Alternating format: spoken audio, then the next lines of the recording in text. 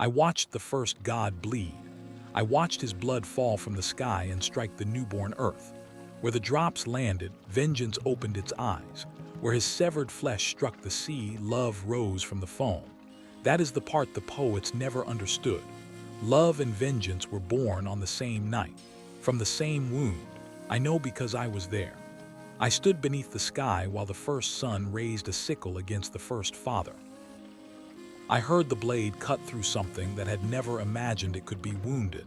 Then came the scream. There had never been a scream before. There had never been pain. There had never been a reason for anything to be afraid. Then the blade fell, and fear entered the world. 6,000 years have passed since that night, perhaps more. Counting becomes difficult after the first few civilizations. Kings change calendars whenever the numbers remind them that other kings existed before them. Empires rename months. Priests begin history with their own gods. Nations begin it with their own wars. Everyone wants to be the beginning. No one is. I know. I saw it. And now I am sitting in a small apartment above a bakery drinking coffee from a paper cup that has already begun to soften around the rim. The coffee is terrible. Immortality gives a man too much time to develop standards. In the old world, we drank wine. Much of it was terrible too, but at least no one pretended it was convenient. People in this century worship convenience. Food, news, love, and anger must all arrive immediately. You carry the knowledge of the world inside your pocket, yet become furious when it takes 3 seconds to appear. You have conquered distance. You have declared war on waiting, and somehow your coffee still tastes burned. But I am not here to complain about coffee. I am here because the gods are being remembered incorrectly. You know their names: Zeus, Hera, Poseidon, Athena, Apollo. You have placed them in museums and school books, turned their faces into logos, statues, movies, rockets, and perfumes. But remembering a name is not the same as remembering a person. You remember marble. The gods were not marble. Marble is quiet.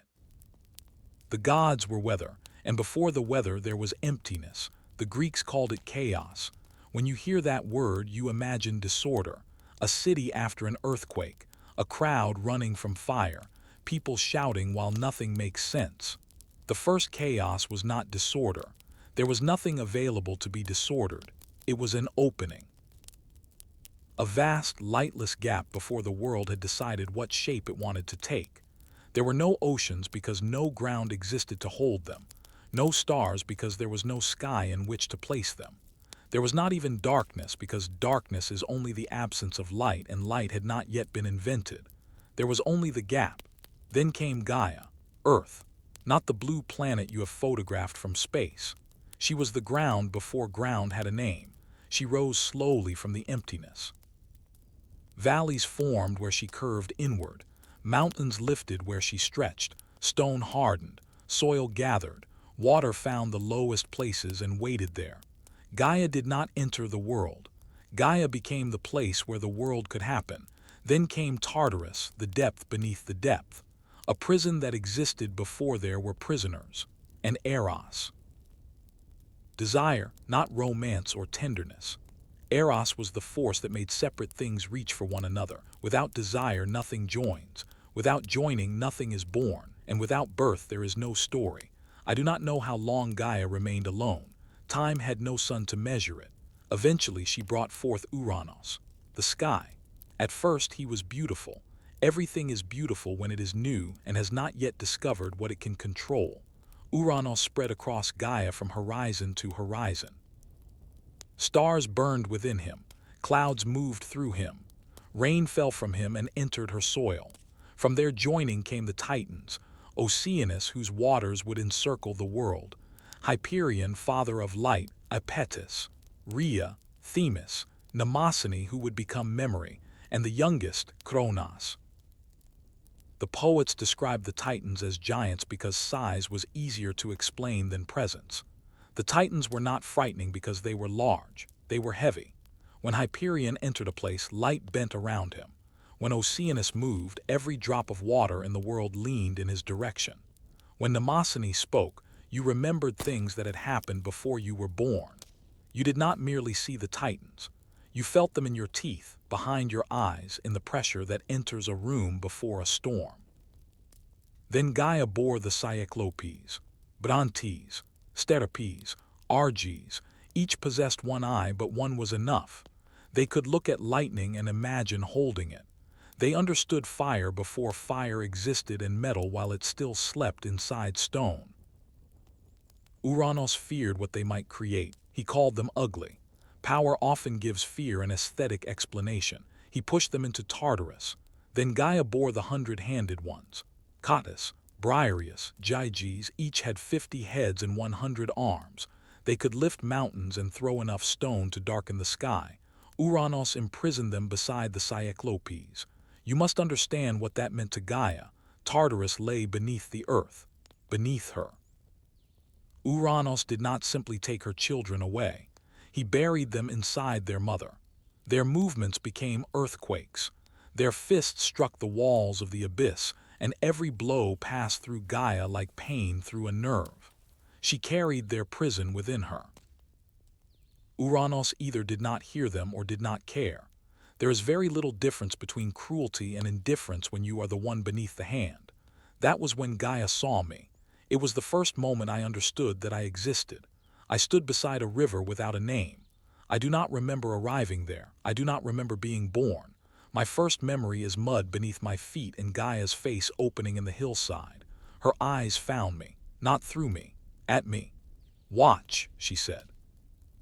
That was the first word anyone ever spoke to me. Watch. I have obeyed it ever since. Gaia called the Titans together. They gathered beneath Ouranos while their imprisoned brothers struck the earth below. She asked which of them would stand against their father. Oceanus lowered his eyes. Hyperion looked toward the distant light. Apetus clenched his fists but remained silent. One by one they found reasons to do nothing. Ouranos was too powerful. The time was not right. Perhaps he would change. Perhaps resistance would make things worse. I have heard the same excuses in every century, in palaces, temples, offices, at dinner tables. People believe silence protects them from the cruelty happening in the next room. It does not. Silence only tells cruelty where it may continue. Kronos was the last to speak. He was the youngest Titan, leaner than his brothers, quieter. His face revealed very little, which is useful in a son planning to overthrow his father. "I will do it," he said. Gaia studied him, not with pride, with calculation. A mother can love her child and still understand exactly what kind of man he may become. She opened the earth and drew out a substance older than bronze and harder than anything the world had yet produced. From it, she shaped a curved blade, a sickle. She placed it in the hands of Kronos. "You must wait," she told him. Kronos smiled. Waiting was the one talent he had already mastered. He hid where the earth met the sky, and he waited. That was the beginning of kings, not the crown, not the throne. The moment when ambition learns patience. Ouranos descended over Gaia as he always did, certain that nothing beneath him could rise high enough to become a threat. Power rarely looks downward. Kronos came from the darkness with the sickle raised in both hands. For one instant, Ouranos saw him. I remember the expression. It was not fear, it was surprise. The first tyrant did not believe rebellion was possible until rebellion was already swinging toward him. Kronos brought down the blade. The sickle cut the sky. Ouranos screamed. The sound crossed the unfinished world. Mountains split. Water fled the shore. Deep in Tartarus, the imprisoned children became silent. It was the first evidence that power could feel pain. Blood fell from the wound and struck Gaia. From it rose the Erinyes, the Furies. Vengeance given faces, wings, and voices. They carried the memory of blood from one generation into the next. A son kills a father. A wife kills a husband. A brother kills a brother. The Furies follow the stain through the family until no one remembers who committed the first crime. They remember. That is why I have always feared them. We share a profession. From the same blood came the giants and the ash tree nymphs from whose woodmen would one day carve spears. Vengeance, war, weapons, all born together. Kronos severed the last connection between sky and earth. Ouranos pulled away. For the first time, air entered the world. Light moved across Gaia.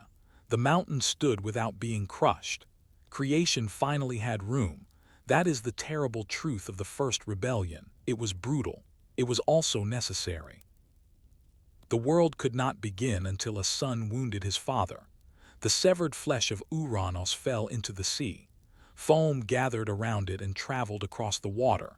Then a woman rose from the waves, Aphrodite, love born from violence, beauty rising from mutilation. She stepped onto the shore, and every living thing turned toward her. Even the Titans, even Kronos, even me. She was beautiful, she was not gentle. People have confused those qualities for as long as beauty has existed. Aphrodite was desire without mercy, the force that makes the wise foolish, the loyal unfaithful, and the peaceful violent, the power that creates families and destroys kingdoms with the same touch. She looked at Kronos, still holding the bloody sickle, and smiled. Perhaps she already knew how his reign would end. Before Ouranos vanished into the highest sky, he looked down at his son. "You have done to me what your child will do to you." The first prophecy. Kronos laughed. Most rulers laugh when they first hear the shape of their destruction. They believe knowing the future gives them power over it. Usually, knowledge only gives fear a name. Kronos freed the Titans, but he did not free the Cyclopes or the 100-handed ones. Gaia reminded him of his promise. Kronos imagined the Cyclopes forging weapons for another ruler. He imagined the 100-handed ones throwing mountains at his throne. He sealed Tartarus again. That was when Gaia understood. Her youngest son had not overthrown a tyrant. He had replaced one. Kronos declared a new age. The poets later called it golden. They said the earth produced food without labor, and that people lived without war, sickness, or grief. Perhaps parts of that were true. Golden ages are usually comfortable for those permitted to describe them. Beneath the fields the prisoners remained, and on the throne sat a king who had heard a prophecy. His child would overthrow him. Then Rhea became pregnant. Their first child was Hestia. Rhea brought the infant to Kronos. He looked down at his daughter. She was small enough to hold in one hand. There was no weapon in her fingers, no rebellion in her eyes. Kronos saw none of that. He saw the prophecy. He opened his mouth and swallowed her. Rhea screamed. Kronos told her it was necessary. Cruelty loves that word. Demeter came next. Then Hera, Hades, Poseidon. 5 living gods disappeared into their father. I stood in the hall each time. I watched Rhea's grief become quieter. That frightened me more than her screaming. Grief becomes dangerous when it learns silence. When Rhea became pregnant for the 6th time, she went to Gaia. The earth had already survived one husband who imprisoned her children. She would not watch another father consume his own. Together they made a plan, a cave, a stone, a lie wrapped in cloth. Rhea gave Kronos the stone. He swallowed it without looking. The real child was carried to Crete. His name was Zeus. You know him as the king of the gods. I knew him first as a frightened boy hiding from a father who wanted to eat him. Zeus lived inside a cave on Mount Ida. Warriors called the Eurydice guarded the entrance. Whenever the infant cried, they struck swords against bronze shields until the mountain rang. A war performed to hide a child. Kronos heard metal and shouting. He did not hear the baby. Rhea visited only at night. A mother who came too often would have created a trail, and Kronos had spent his reign learning how to follow fear. I watched her hold Zeus. The future king was not yet visible. He was only a child clutching his mother's hair. Amalthea nursed him. Some called her a goat, others called her a nymph. I remember both. Forms were less permanent around gods. The goat gave milk. The woman sang. The child grew. Gods do not experience childhood as humans do. A mortal child has years in which to become himself. A god becomes himself quickly, then spends eternity discovering the damage that self can cause. Zeus learned to walk, then to climb, then to command. The Eurydice obeyed him before he was tall enough to look them in the eyes. When he became angry, the air changed. Wind moved inside the cave. Dust lifted. Clouds formed around Mount Ida beneath a clear sky. Everyone noticed except Zeus. Power is often the last to recognize itself. One evening he found me sitting near the cave entrance. Until then I had remained part of the background, a servant carrying water, a traveler sleeping beneath the mountain, a shadow beside a wall. Zeus looked directly at me. "Who are you?" I had no answer, no name I remembered, no parents, no village, no beginning except Gaia's eyes in the hillside and her command to watch. "I am no one," I said. Zeus frowned. "Everyone is someone." "Then I have forgotten. People do not forget themselves." "You have not met enough people." He studied me. There was intelligence in him, but not Kronos' patient intelligence, something faster. A predator's ability to enter a room and immediately understand who held power, who wanted it, and who could be used against the other too. "You do not age," he said. "I ate. Not as they do." He pointed toward the Eurydice. "You were here when I was small. You are still small." Lightning flashed outside the cave. There were no clouds. Zeus smiled, pleased that the world had answered his emotion. "You are not afraid of me." "I have seen your father." The smile disappeared. "What is he like?" "Afraid."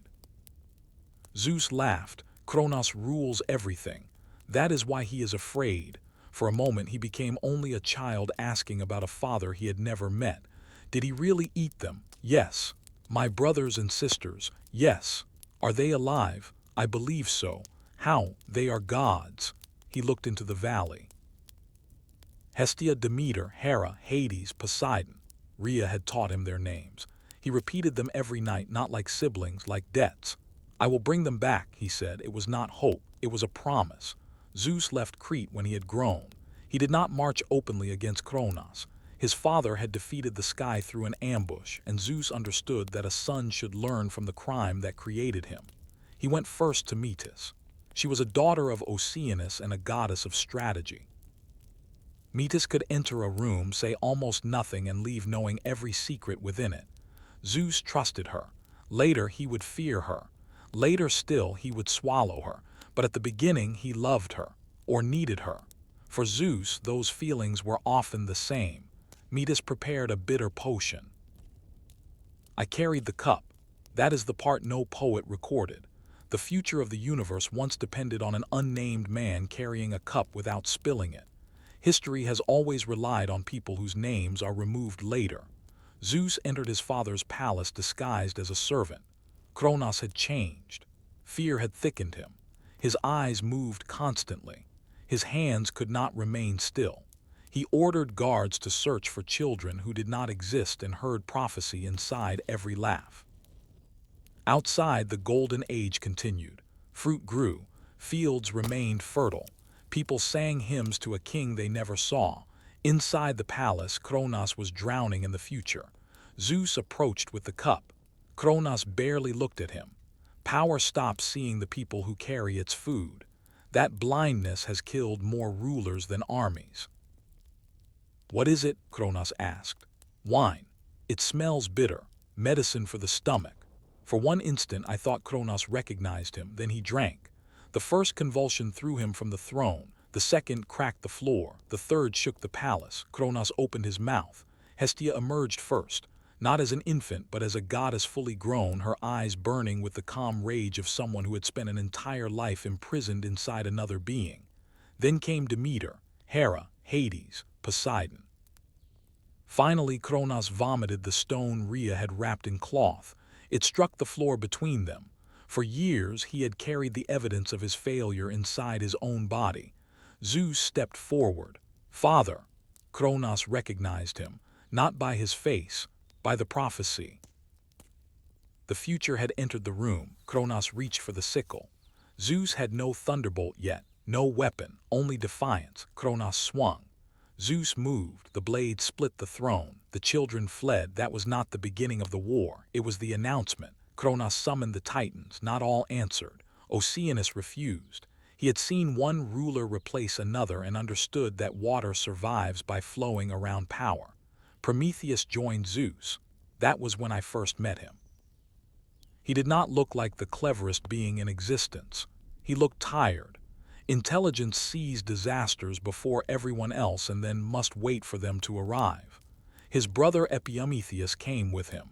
Prometheus meant foresight. Epimetheus meant afterthought. One understood consequences before the decision. The other understood them afterward. Together, they represented almost every choice ever made. Prometheus found me outside Zeus's camp. "You were at the first rebellion," he said. "How do you know? Gaia remembers your feet." I did not understand. "You leave no history," he continued, "but the earth remembers. Wait. Who am I?" His expression changed. "That answer would not help you yet." "Will it help me later?" "No." "Then tell me." He walked away. Prometheus would eventually give humanity fire, but he guarded answers like treasure. The Olympians needed weapons. Zeus had strength. Poseidon had rage. Hades had silence. But strength, rage, and silence were not enough to defeat the old world. They needed the prisoners. Zeus descended into Tartarus. I followed. The entrance lay beyond a valley where nothing grew. The air became hotter with each step, though no flame burned. Voices returned as whispers from directions they had never traveled. Tartarus was not simply beneath the earth. It was beneath reality, a place designed to hold what the world did not want to remember. The Cyclopes remained chained to walls of black stone. Kronos had promised to free them. Then he had left them there. Zeus broke their chains, not from kindness. He needed what they could create. Brantes studied him with his single eye. "You are the son of the one who left us here." "I am, and the grandson of the one who placed us here." "Yes. Why should we trust you?" "You should not." The Cyclopes looked at one another. "Kronos imprisoned you," Zeus said. "I opened the door. Trust whatever you wish." It was an honest answer. The Cyclopes had suffered too long beneath promises to confuse honesty with goodness. They followed him. Deeper in Tartarus, the 100-handed ones remained sealed inside walls that had grown around their bodies. Zeus freed them too. The earth shook as they stood. The Cyclopes began their work. They did not use furnaces. Furnaces came later. They shaped the raw forces of the world. For Poseidon, they created the trident. When he raised it, the ocean rose to meet him. For Hades, they made a helmet of absence. The eye could look directly at him and notice only the empty space where he stood. Invisibility is not vanishing. It is being forgotten while present. I understood that weapon immediately. For Zeus, they created the thunderbolt. Arges held the light, Steropes shaped it. Brantes struck it with a hammer made from the first mountain. Every blow became thunder. The weapon was not metal, it was command. The sky's ability to destroy a single point on the earth. When Zeus took it, clouds formed inside Tartarus. Every prisoner covered his eyes. Zeus did not. He held the lightning and finally recognized himself. The boy from the cave ended there. The king began. The war between Titans and Olympians lasted 10 years, perhaps 9, perhaps 12. War destroys calendars before it destroys cities. The Titans held Mount Olympus. The Olympians held Olympus. Between them lay the world. Poseidon sent walls of water against the Titans. Hyperion answered with the fire of the sun. Hades moved unseen through enemy lines. Hera fought beside Zeus. Do not imagine only the jealous wife she later became. Hera in the war was magnificent. She carried a spear and stood where the fighting was thickest. Kronos feared Zeus. He respected Hera. Hestia guarded the campfires. It may sound small compared to lightning, but armies survive because food is cooked, wounds are cleaned, and exhausted people return to a place that is still warm.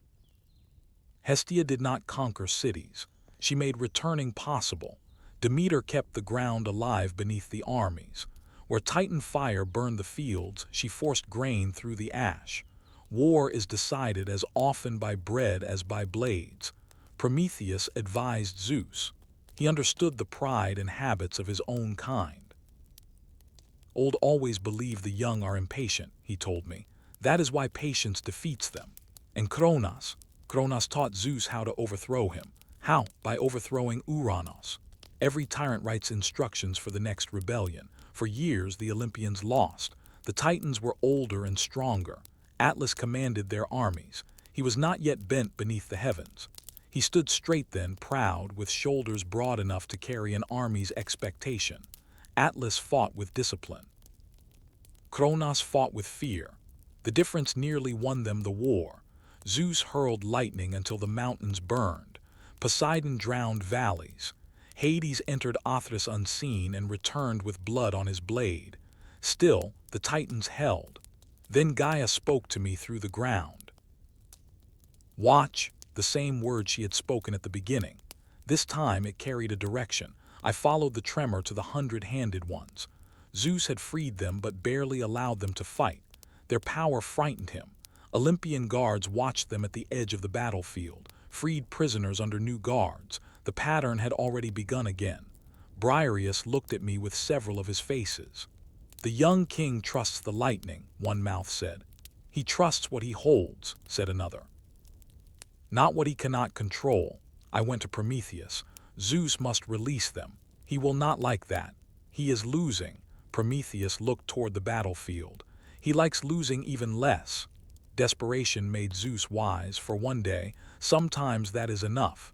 The 100-handed ones entered the battle. Each lifted 50 stones. Mountains became ammunition. 300 boulders rose into the sky at once. Daylight disappeared.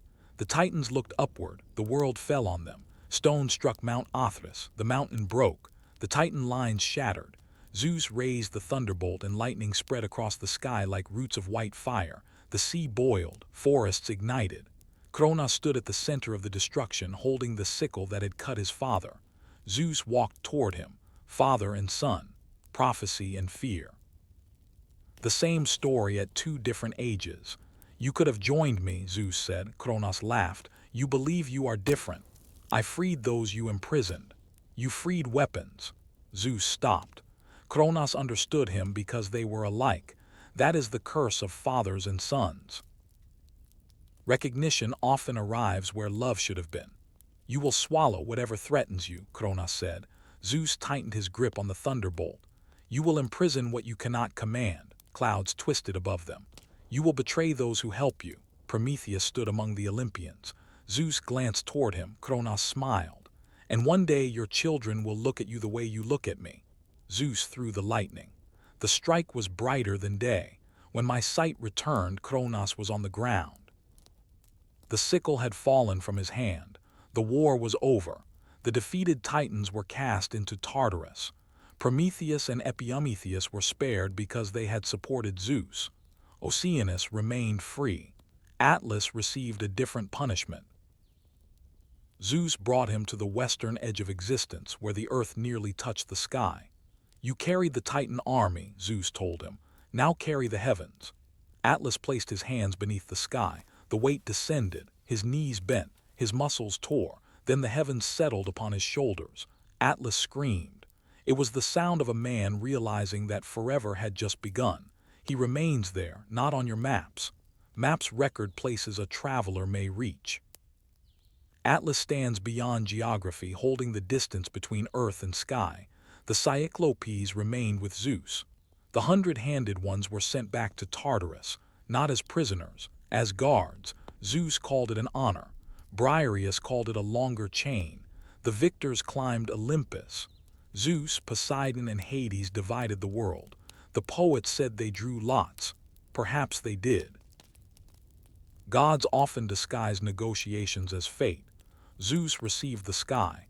Poseidon received the sea. Hades received the underworld. The earth, they claimed, would be shared. Poseidon did not believe that. Hades did not believe it either. But Hades had spent his first life inside his father. Darkness did not frighten him as it frightened the others. He descended. The dead had no king yet. He became one. Poseidon entered the ocean. The water opened and swallowed him, teaching every coastline in the world to fear his anger. Zeus remained above. Of course he did. The sky looks down upon every kingdom. Olympus became a palace. The first halls were rougher than the temples would later imagine. Stone and cloud, with gold only beginning to understand what gold might become. Zeus sat upon the throne. Hera stood beside him. Hestia lit the first fire. Demeter placed grain upon the table. Poseidon arrived smelling of salt. Hades did not attend. The dead were already gathering. Prometheus stood at the edge of the hall. I stood farther back. No one looked at me, almost no one. Zeus did. Later, we stood alone upon a balcony above the clouds. You knew this would happen, he said. I knew you intended it. That is not the same. No, he looked toward the horizon. Will I become him? He did not speak Kronos' name. You already asked the question, I said. He never did. Zeus looked relieved. He should not have been. Asking whether you are becoming a monster does not prevent the transformation. It only makes you aware of each step. Below us, humanity was beginning. Small figures gathered in caves.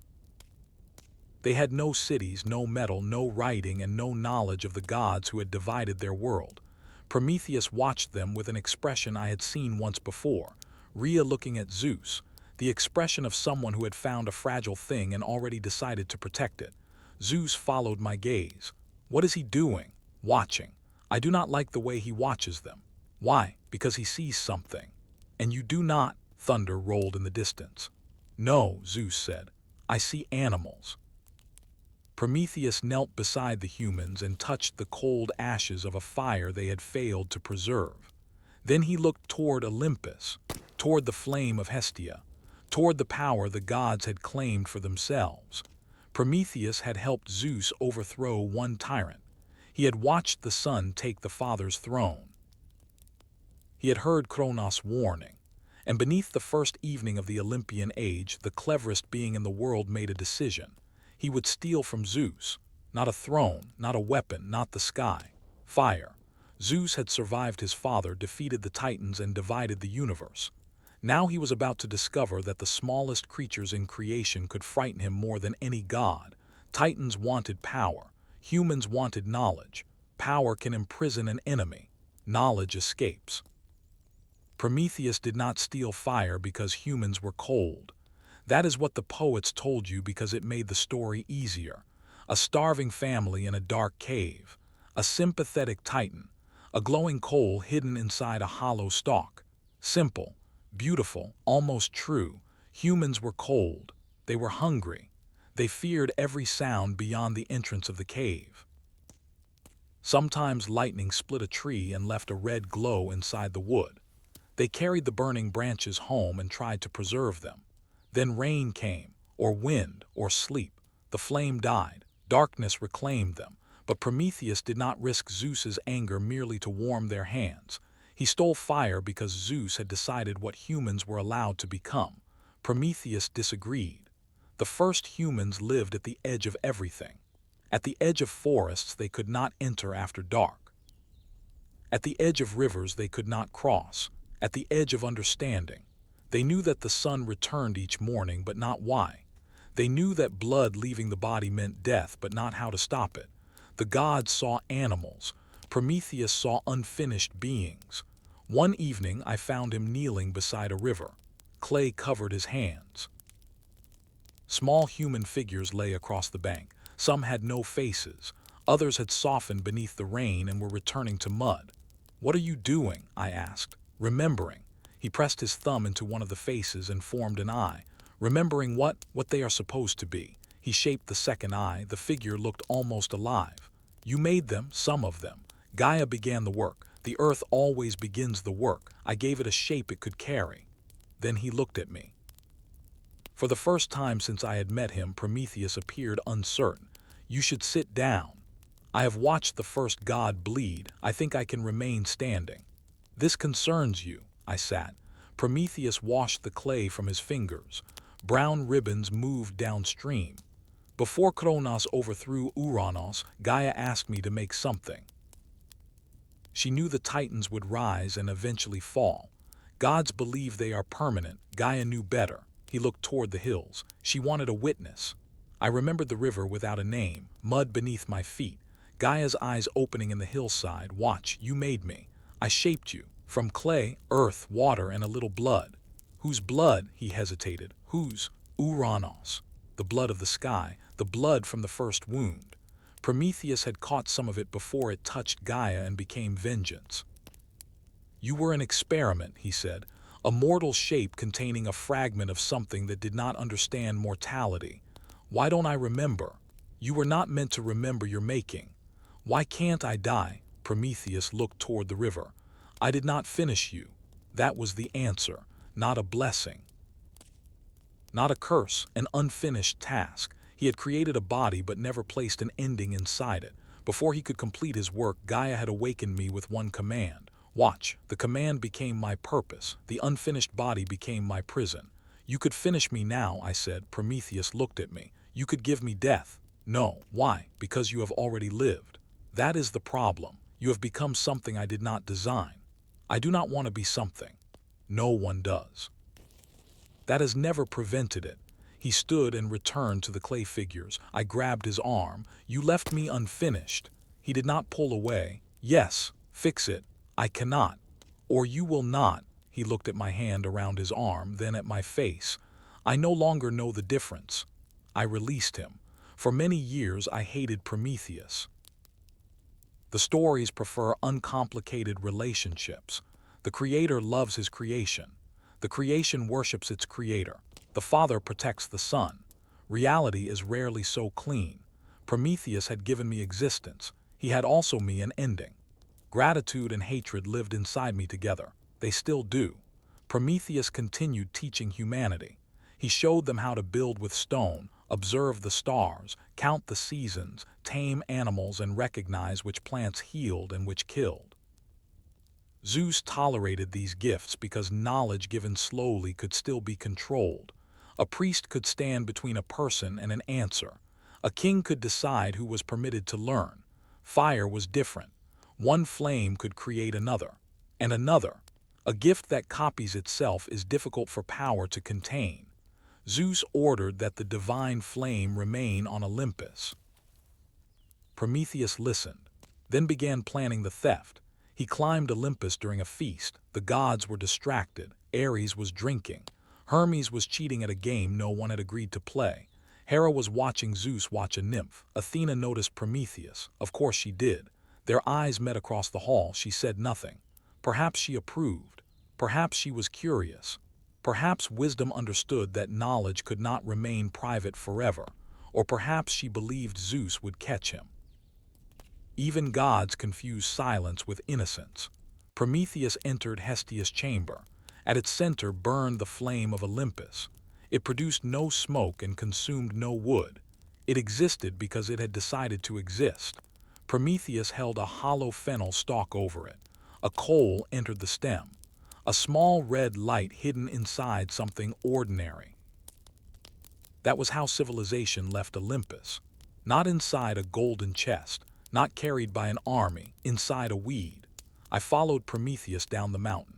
We entered a cave where 17 humans had gathered against the winter. I remember their faces. A man holding a stone axe. An old woman whose breathing had become shallow. A young mother with 2 children beneath an animal skin. A boy staring into the darkness as though he expected it to move. Prometheus placed dry grass on the ground. Then twigs. Then branches. He opened the fennel stalk. The coal touched the grass. Smoke curled upward. A flame appeared, small, uncertain. It bent beneath the breath of the cave. The humans backed away. They knew what wildfires did. They had seen trees burn and animals run with flames across their fur. They did not yet understand that destruction could be held. Prometheus added a branch. The fire grew. Orange light moved across the cave walls. For the first time I saw human faces illuminated by a flame they controlled. The man reached toward the warmth. The old woman opened her eyes. One child laughed. Prometheus looked at me. There were tears on his face. I had never seen a titan cry. This is why, he said. I understood. Not everything. Enough. Fire meant warmth, cooked food. Protection from animals that hunted in darkness. But it also allowed humans to remain awake after the sun disappeared. They gathered around it. They spoke. Remembered the dead, described the hunt, warned children about the river, told stories.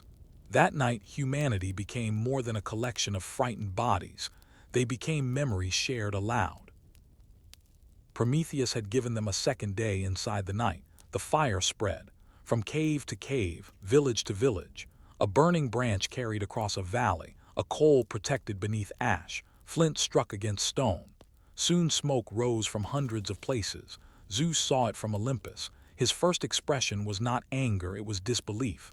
Someone had made a decision about his world without asking him. Then came the thunder. Prometheus did not run. You should leave, I told him. Where? Anywhere. There is no anywhere beyond Zeus. You knew this would happen, yes, and you did it anyway. Prometheus watched the humans cooking over the flame. Yes, lightning struck beside him. Stone exploded. The humans fled deeper into the cave. Zeus descended through the smoke. He arrived first as pressure. Wind threw dust into the air. Clouds twisted above us. Then the king of the gods stood before Prometheus with the thunderbolt burning in his hand. You stole from me. I returned what you, fire was mine. Fire existed before your throne. I rule the sky. You inherited it, the air tightened. I wanted Prometheus to stop. He had never possessed the useful instinct for surrender. Zeus moved closer. You believe they will thank you. No, you believe they will use it wisely. No, they will forge weapons. Yes. They will burn one another. Yes. They will destroy forests, poison the air, and build machines of war. One day they will create a fire brighter than the sun and release it over their enemies. Prometheus looked at him. Yes. Then why? Because the alternative is keeping them helpless. Zeus raised the thunderbolt. They will become dangerous. They will become capable. That was the word, capable, not good, not wise, not peaceful, capable. The freedom to create includes the freedom to destroy. Prometheus knew this.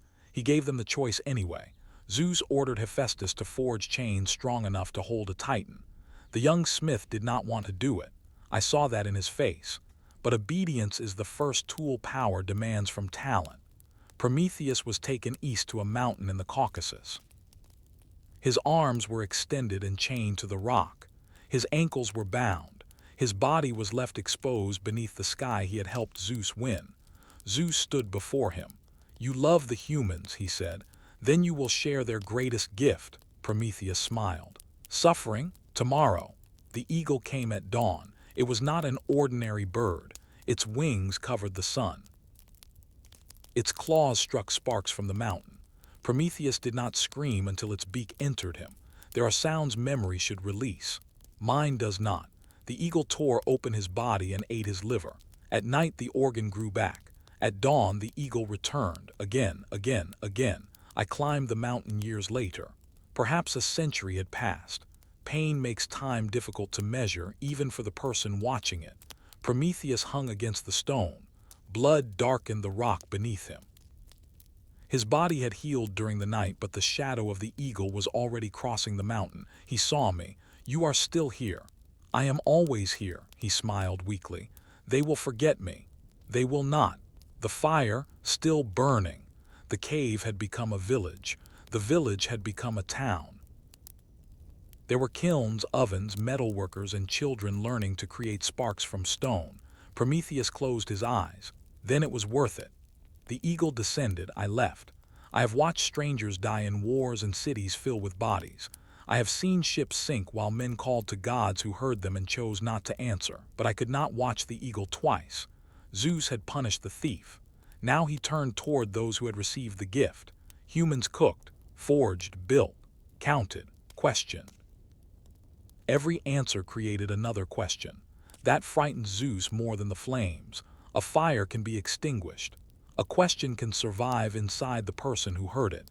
So Zeus sent humanity a gift. Hephaestus shaped a woman from earth and water. Athena dressed her. Aphrodite gave her beauty and desire. Hermes gave her a persuasive voice. Each god added something magnificent. Each gift concealed a blade. Her name was Pandora, all gifted. Later poets called her the first woman. They were wrong. Women existed before Pandora, but poetry rarely allows facts to interrupt a useful accusation. Pandora had not been created to begin womanhood. She had been created to carry consequence. I saw her open her eyes inside Hephaestus's workshop. She looked at her hands, then at the gods surrounding her. Why am I here? No one answered honestly. Zeus gave her a sealed clay jar. What is inside? She asked. A wedding gift. For whom? For you. He sent her to Epimetheus. Prometheus had warned his brother never to accept anything from Zeus. Epimetheus remembered the warning. Then he saw Pandora, afterthought, that was his nature. Understanding after the choice, he welcomed her. Pandora lived among humans. She ground grain, carried water, and sang songs she had never been taught. Children followed her through the village. The stories described curiosity as her weakness. I watched her. She resisted the jar for months. At night it whispered. Sometimes it cried. Pandora moved it outside. The next morning it stood beside her bed. She buried it. The earth returned it. She threw it into the river. It came back wet. The jar had not been given to Pandora because she might open it. It had been given because eventually she would have no other choice. One night she heard a child's voice from within. "Help me." She pressed her ear against the clay. "Please." Epimetheus heard nothing. The voice continued for 7 nights, weeping, begging, growing weaker. On the 8th night Pandora cut the cord. I saw the lid move. A cold wind escaped.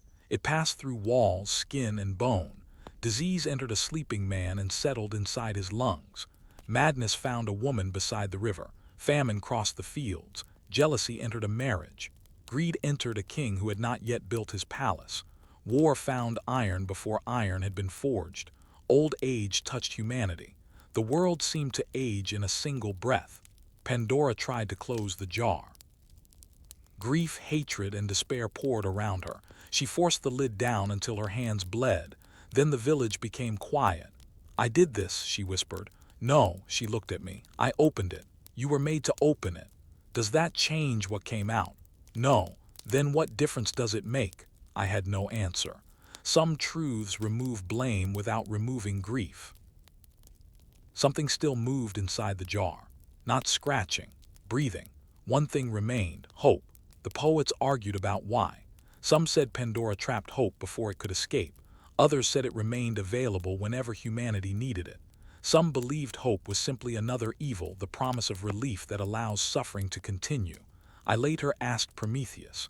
He told me hope was a fire that never knew whether it was warming the house or burning it. I still do not fully understand. Humanity suffered. But humanity adapted. Winter came. They stored grain. Disease came. They learned herbs. Predators came. They built walls. War came. They forged weapons. Death came. They told stories about the dead. The jar wounded humanity. The fire taught them how to continue while wounded. Cities appeared. Temples rose. Kings claimed divine ancestry. The gods enjoyed the worship. Zeus remained uneasy. Humans broke oaths, murdered guests, cheated the weak, and sometimes mocked the gods who claimed authority over them. Zeus decided humanity had failed. Power often creates beings within terrible conditions, then condemns them for adapting badly. The rain began. Farmers welcomed it at first. Then the rivers rose. The rain continued until villages vanished. Fields became lakes and mountains became islands. People prayed to Zeus. The rain was his answer. Prometheus learned of the flood before it came. Foresight, his gift and his punishment. He warned his son Deucalion, "Build a chest, not a great ship, a chest large enough for Deucalion and his wife Hera." They filled it with food, tools, and seeds. When the water came, it lifted from the ground. For 9 days and nights they drifted across a world without land. I did not enter the chest. I cannot drown. I learned that during the flood. The water pulled me beneath the surface. I sank through ruined villages while bodies moved above me. My lungs filled, pain tore through my chest, darkness came. Then I awoke on the floor of the drowned world, still alive. I walked beneath the flood. That was the first time I tried to die. It was not the last. Eventually, the waters fell. Deucalion and Hera reached Mount Parnassus and stepped into a world without voices, smoke, or footprints, only mud. They asked Themis how humanity might be restored. "Cover your heads," the oracle said, "and throw the bones of your mother behind you." At first they were horrified. Then Hera understood. Their mother was Gaia. Her bones were stones. They covered their heads, lifted stones from the earth and threw them backward. Those thrown by Deucalion became men. Those thrown by Hera became women. Humanity rose again from rock, harder than before, capable of surviving a world whose gods had already tried to erase it. The fires returned. So did the prayers. The gods descended among the people. Zeus found mortal women. Hera found reasons for vengeance. Poseidon raised storms. Demeter walked through fields. Apollo brought music and plague. Artemis hunted beneath the moon. Athena entered the dreams of kings. Ares entered their battles. Aphrodite entered everything. The family on Olympus had won the universe. Now they began destroying one another inside it. Olympus did not begin to fall when enemies climbed its slopes. It began at dinner. That is how powerful families usually collapse. At tables, in bedrooms, behind doors where love becomes leverage, marriage becomes alliance, and children inherit arguments that began before they were born. The gods had defeated the Titans and divided the world. They believed the difficult part was over. Winning a kingdom is simpler than living inside one. Olympus grew above the clouds. Hephaestus rebuilt the rough halls in bronze, gold, and white stone that caught the dawn before the rest of the world had seen it. Zeus sat at the center, yet he did not look victorious. He looked alert. Every door remained within his sight. Every whisper caught his attention. Every child became a question. A prophecy warned that Metis, his first great ally, would bear a daughter wiser than her father and then a son strong enough to overthrow him. Prophecy is a patient predator. It waits for fear to bring the victim closer. Metis was pregnant when Zeus summoned her. I stood outside the chamber. That is where witnesses spend most of history, close enough to hear, too far away to interfere. You have become suspicious, Metis said. You taught me suspicion. I taught you strategy. They are sisters. No, strategy asks what may happen. Suspicion decides it already has. Zeus asked her to change shape. Metis became a hawk, then a serpent. Then fire. Zeus praised each transformation. Finally, he asked whether she could become something very small. Metis understood. I believe she had understood before entering the room, but love makes even wisdom hesitate. She became a drop of water. Zeus swallowed her, just as Kronos had swallowed his children. Zeus told himself it was different because he had acted to prevent disaster. Every generation of power believes its fear is more reasonable than the fear before it. For days, Metis spoke from inside him. Advice, warnings, questions. Zeus pretended not to hear. Then the headaches began. The pain became unbearable. He ordered Hephaestus to split his skull. The smith stood behind him with a hammer and bronze wedge. Strike, Zeus commanded. Where? My head. Hephaestus hesitated. Zeus did not strike. The hammer fell. The sky cracked, light poured from the wound. Then came a spear, a shield, and Athena, fully grown, armored, her eyes gray as a storm over the sea. She stepped from her father's skull and landed without stumbling. The gods rose. For one moment fear crossed Zeus's face. Athena saw it, she saw everything. Then she lowered her spear and knelt. Father. Fear became pride. Zeus welcomed her. No son followed. He believed he had defeated the prophecy, but Athena carried her mother's wisdom. Zeus had not destroyed the threat. He had placed it beside his throne. Athena became the goddess of wisdom and war, not the war Ares loved. Ares loved impact, the roar before armies collided and the moment bronze entered flesh. Athena preferred the map, the hidden road, and the weak point in a wall. Ares won battles. Athena won wars. They hated one another. Ares called her cold. Athena called him predictable. Both were correct. Zeus married Hera. She had fought beside him against the Titans. She was not a frightened bride delivered to a stranger. Hera was a queen before anyone placed a crown upon her. She understood that kingdoms were held together not only by armies but by marriages, births, promises, and appearances. She became the goddess of marriage. That was the cruelty. She protected the institution that caused her greatest suffering. Zeus was not faithful. The polite versions say he loved many women. The honest versions say he wanted, and the world rarely told him no. He came as a bull, a swan, golden rain, a husband's face. Poets turned pursuit into miracle and conquest into romance because poets depended on kings. Hera always knew. The clouds shifted differently when Zeus lied. Servants avoided her eyes. Mortal women gave birth to children of unusual strength, beauty, or tragedy. Hera could not truly punish Zeus. He held the thunderbolt, so she punished the evidence. The women, the children, the cities that protected them, it was unjust. It was also grief searching for a weaker target. I once found her alone on a balcony. "You are always nearby," she said. "I try not to be." "You fail." She looked toward the horizon. "Do humans think I am cruel?" "Yes." "Do they think he is?" "Sometimes." The word made her laugh. There was no humor in it. "A husband betrays his wife," she said, "and the wife becomes the monster because she refuses to smile. You punish people who cannot defend themselves." The air sharpened. "Careful," you asked. For a moment the queen disappeared. "I saw only a woman trapped inside a marriage large enough to become religion." "I cannot hurt him," she said. "So you hurt them?" "Yes." "Does it help?" "No." The honesty frightened me more than denial would have. Olympus filled with children. Some welcomed, some feared, some thrown away. Hephaestus was Hera's son. He was born with a twisted leg and an uneven walk. His face lacked Apollo's impossible symmetry. Hera looked at him and saw humiliation. She threw him from Olympus. He fell for an entire day before striking the sea. There, hidden from the gods who rejected him, Hephaestus learned to create beautiful things. Perhaps beauty interested him because it had been used as evidence against him. He forged cups thin as petals, silver animals that guarded doors, and golden servants that moved and spoke. Years later, he sent Hera a magnificent throne. The moment she sat, invisible chains closed around her. Zeus threatened him. Ares tried to force him back. Hephaestus drove them away. Eventually, Dionysus brought him wine and persuasion. The smith returned to Olympus drunk, laughing and riding a donkey. He released his mother. The gods welcomed him because they needed his hands. Families often rediscover love when talent becomes useful. Zeus gave Aphrodite to Hephaestus as compensation. Neither had been asked.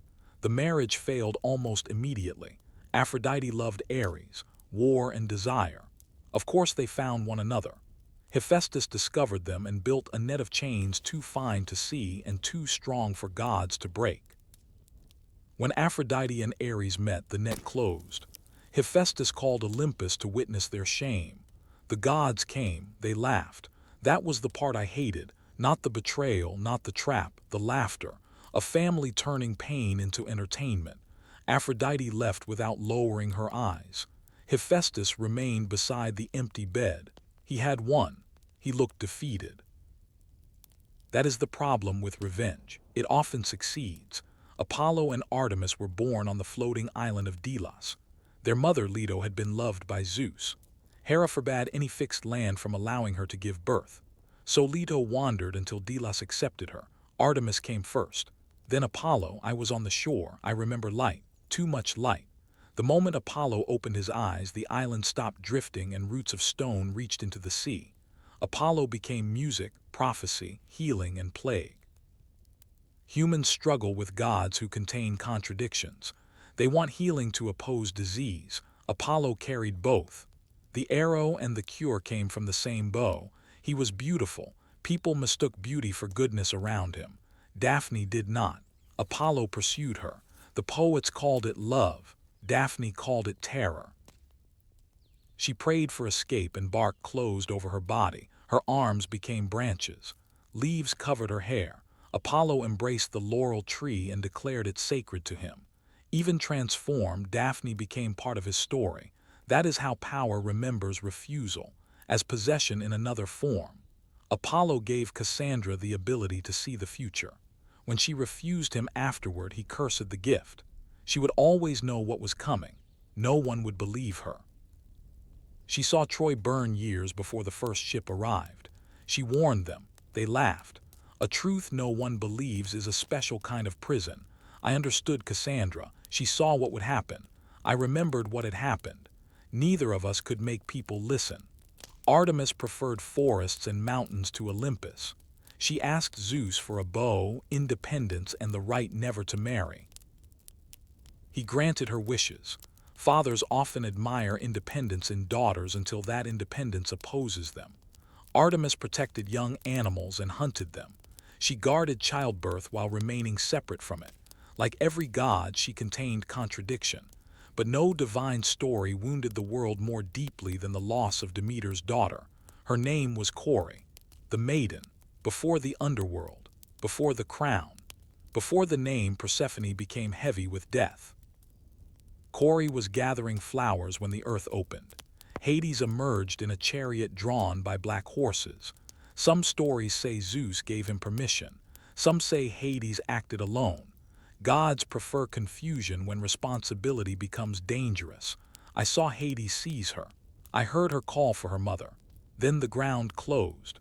One flower remained crushed beneath a wheel. Demeter heard the scream, not clearly. A mother does not need clarity. She knows the shape of her child's fear. For 9 days, Demeter searched without food, water, or sleep. She questioned rivers, trees, birds, and gods. No one answered. Finally, Helios told her.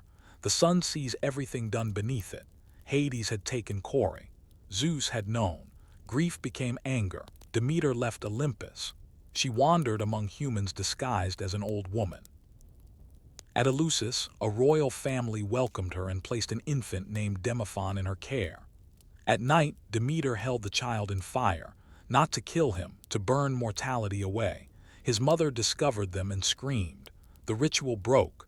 Demeter revealed herself. The people built her a temple.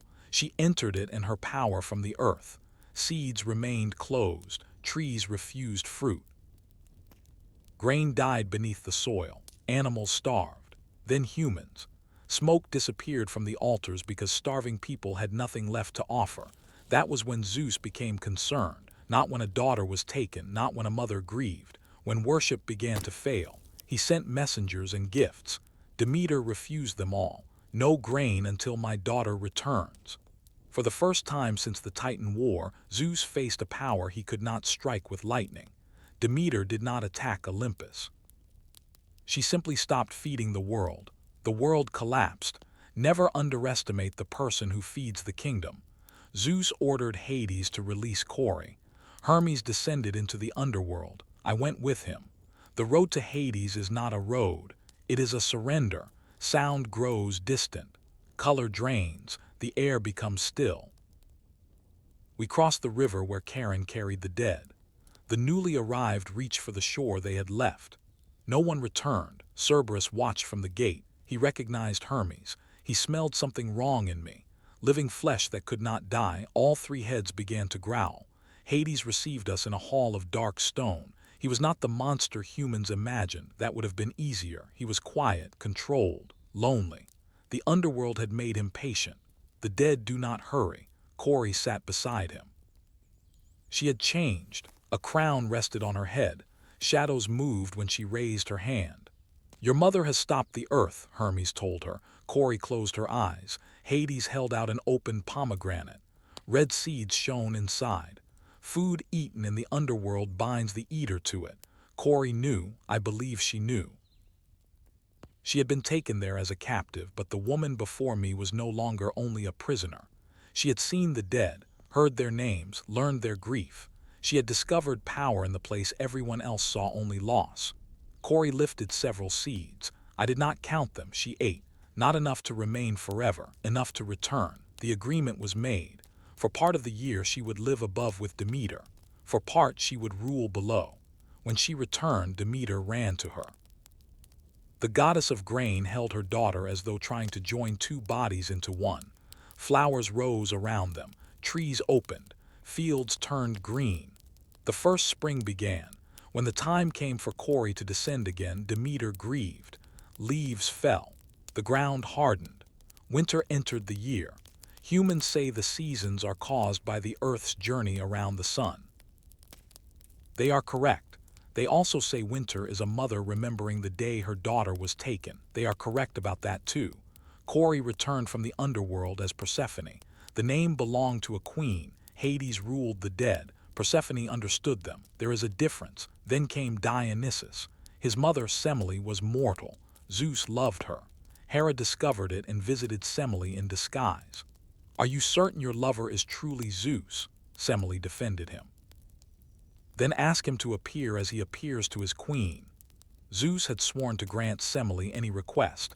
He begged her to choose another. She refused. He revealed his divine form: lightning, fire, the unbearable force beneath the disguise. No mortal body could survive it. Semele burned.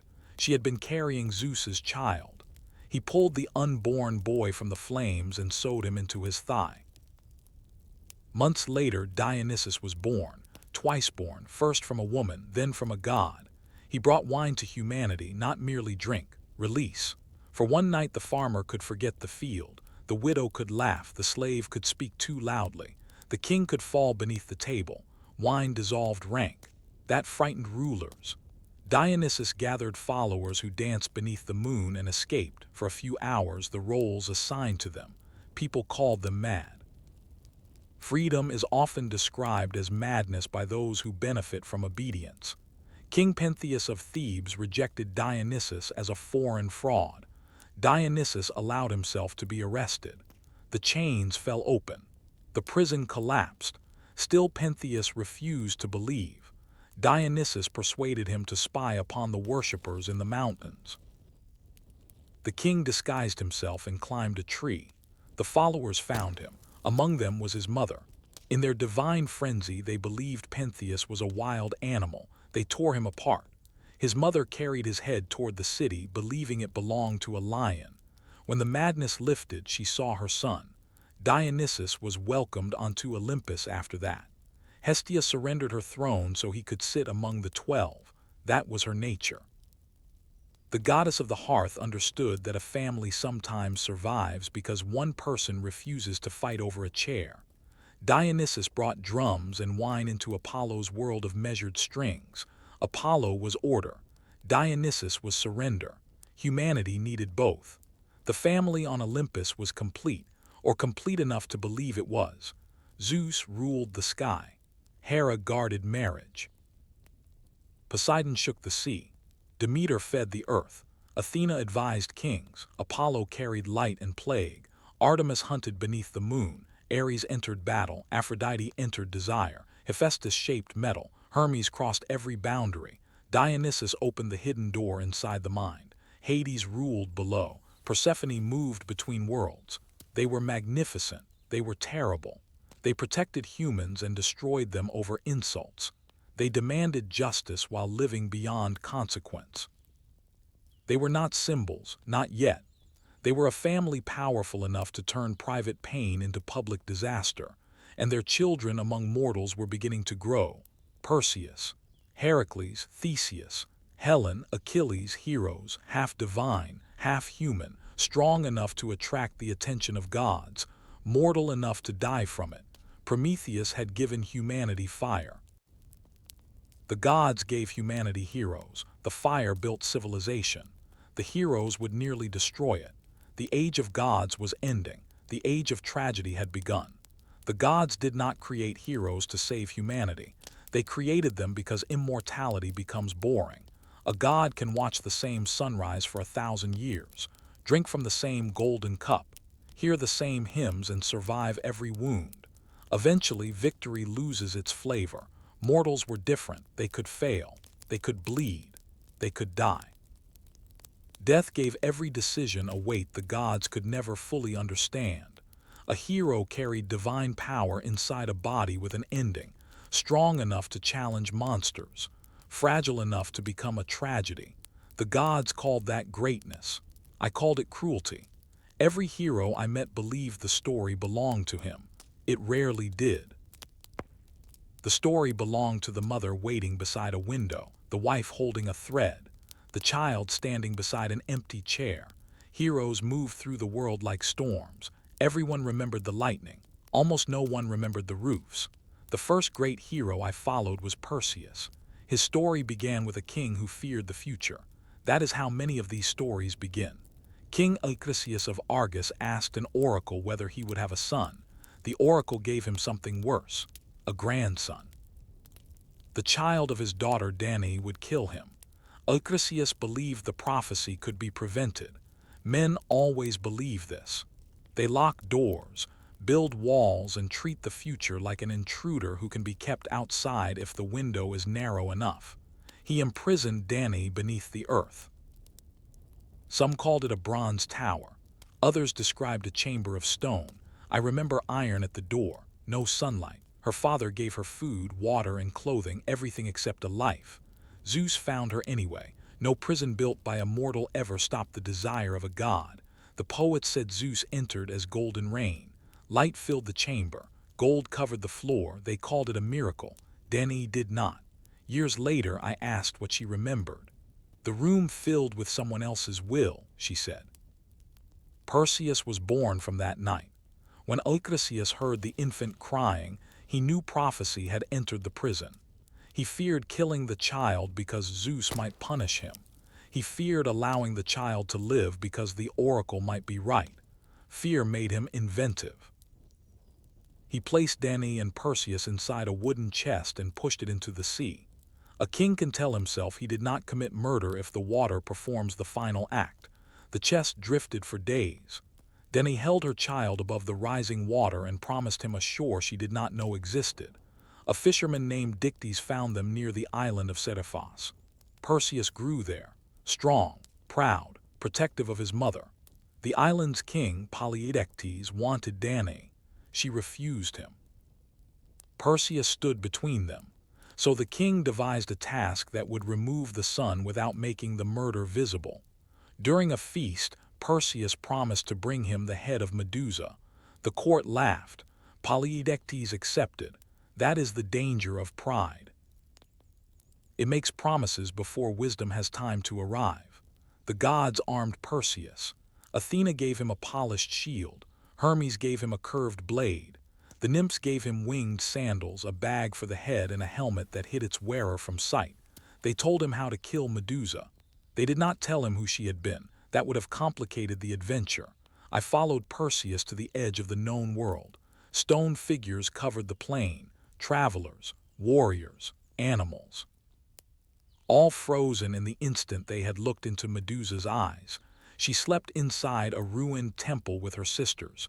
Stheno, Eurydice, they were immortal. Medusa alone could die.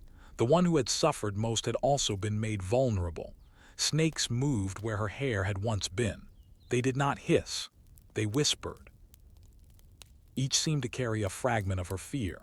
Her face was terrible, not ugly, terrible. There is a difference. Ugliness invites rejection. Terror demands distance. The curse had ensured that no man could approach her again. Punishment became protection. Protection became exile. Exile became the reason a hero was sent to kill her. Perseus looked into Athena's shield. He saw Medusa's reflection. The version of her that could not look back. He raised the blade. I wanted to stop him. I did not. You may ask why. I have asked myself for thousands of years. Perhaps I feared her eyes. Perhaps I believed the story could not be changed. Perhaps watching had already become an excuse for cowardice. A man who witnesses enough suffering eventually learns to describe his inaction as destiny. Perseus struck. Medusa woke for an instant. Her eyes opened. She saw only the ceiling. Then the blade passed through her neck. The snake screamed. Blood struck the temple floor. From the wound came Pegasus. A white horse with wings rose through the ruined roof. Light filled the chamber. Beauty born from violence, again. The gods repeated themselves. Perseus placed Medusa's head inside the bag and escaped. I remained. Stheno knelt beside the body. Eurydice held her sister's hand. The poets called them monsters. I heard them mourn like women. Perseus later used Medusa's head to defeat enemies, rescue Andromeda, and turn Poseidon to stone. He saved his mother. The people celebrated him.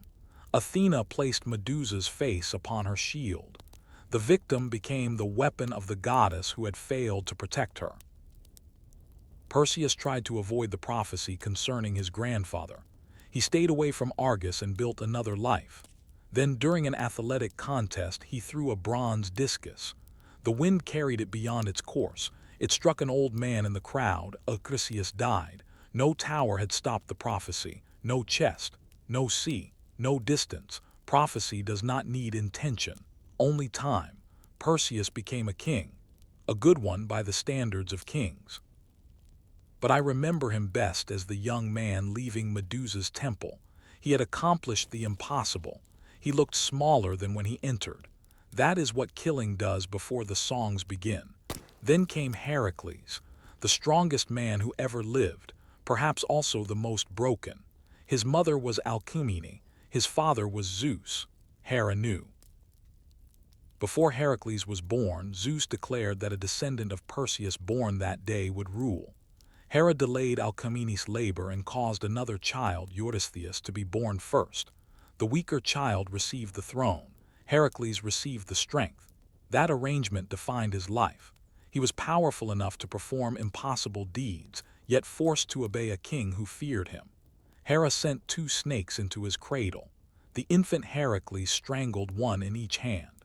The household celebrated. Alcmene did not. A mother sees danger differently.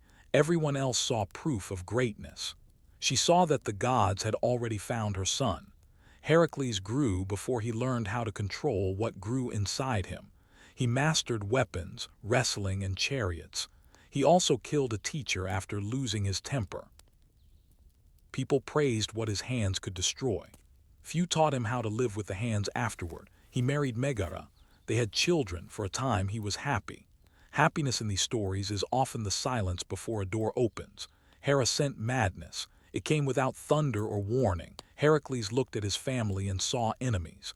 Home became a battlefield. When his mind returned, the room was quiet. His children were dead. Some versions say Medea survived. Others say she died beside them. I remember small bodies. I remember the bow falling from Heracles' hand. He stared at his fingers as if they belonged to another man. Then the strongest man in the world collapsed, not to his knees, lower. He pressed his forehead against the floor and called each child by name. He asked them to wake. Promised not to frighten them again. Offered the gods his strength, his glory, and his life. No one answered. The dead do not return because a father becomes sorry. The oracle at Delphi ordered Heracles to serve Eurydice. The king gave him labors designed to kill him. Heracles strangled the Nemean lion and wore its skin. He fought the Hydra, whose severed heads multiplied. He captured beasts, defeated warriors, and cleaned decades of filth from the Augean stables by redirecting rivers. Eurydice searched for reasons not to count his victories. Kings love impossible labor until the worker asks to be recognized or paid. Heracles crossed the known world. He brought back the cattle of Geryon, retrieved the golden apples of the Hesperides. Finally, he descended into the underworld to capture Cerberus. Hades permitted it under one condition: no weapons. Heracles placed his arms around the 3-headed creature and wrestled it into submission. He dragged Cerberus into daylight. The animal howled, not from pain, from sunlight. Imagine being born in darkness and suddenly seeing the sky. Heracles completed every task. People began calling him immortal while he was still alive. They carved his victories into stone. But the labors did not erase the room. Nothing did. He continued moving because stopping meant remembering. Monster after monster, war after war, journey after journey. Activity can look like healing from a distance. Sometimes it is only flight. Years later, Heracles married Deianira. A centaur named Nessus tried to seize her while carrying her across a river. Heracles killed him with an arrow poisoned by the Hydra's blood. As he died, Nessus told Deianira that his blood could preserve a husband's love. He understood that jealousy would complete his revenge. When Deianira later feared Heracles loved another woman, she covered a robe with the centaur's blood and sent it to her husband. She believed it was a charm. Heracles put it on. The poison awakened. The fabric fused with his body. When he pulled at it, his skin came away with the cloth.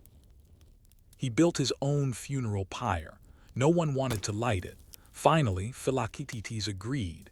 Heracles gave him his bow and lay upon the wood. The flames rose. I watched smoke cover the stars. The poet said Heracles' mortal half burned while his divine half ascended to Olympus. Perhaps. I saw only the fire. And I had seen enough gods to know that becoming one was not always a reward. Jason was not like Heracles.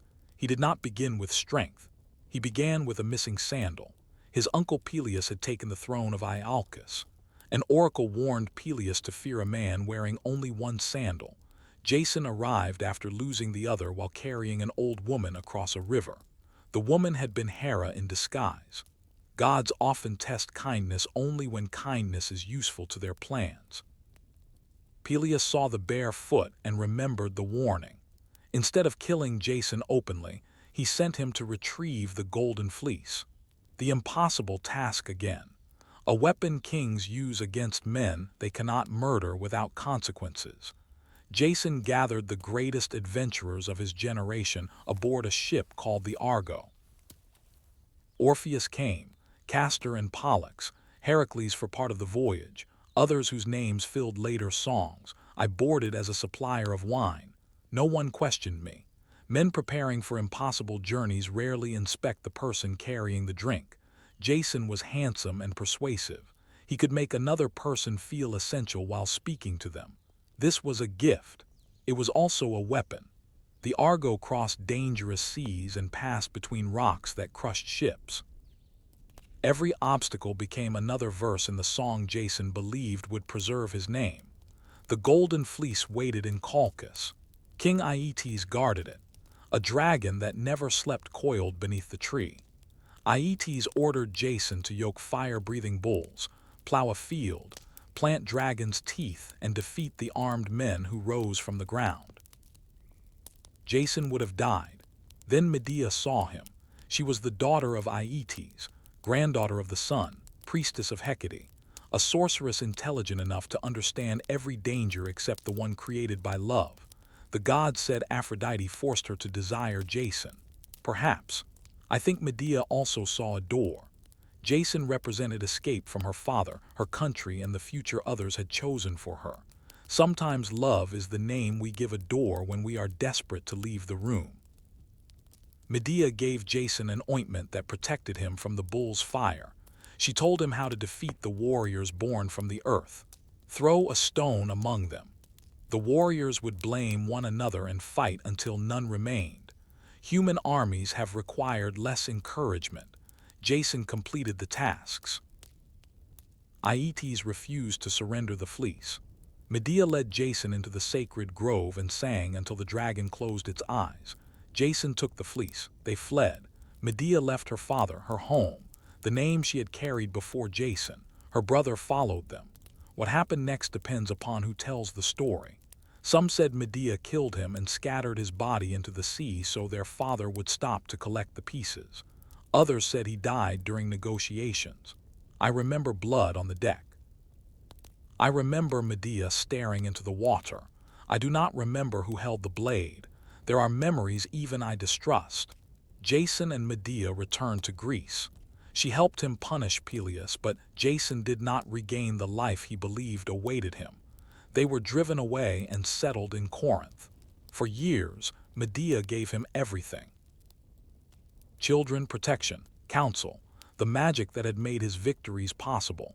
Then Jason decided to marry the daughter of Corinth's king. A political marriage, he called it, a better future. You knew what I sacrificed, Medea told him. I did not ask you to do those things.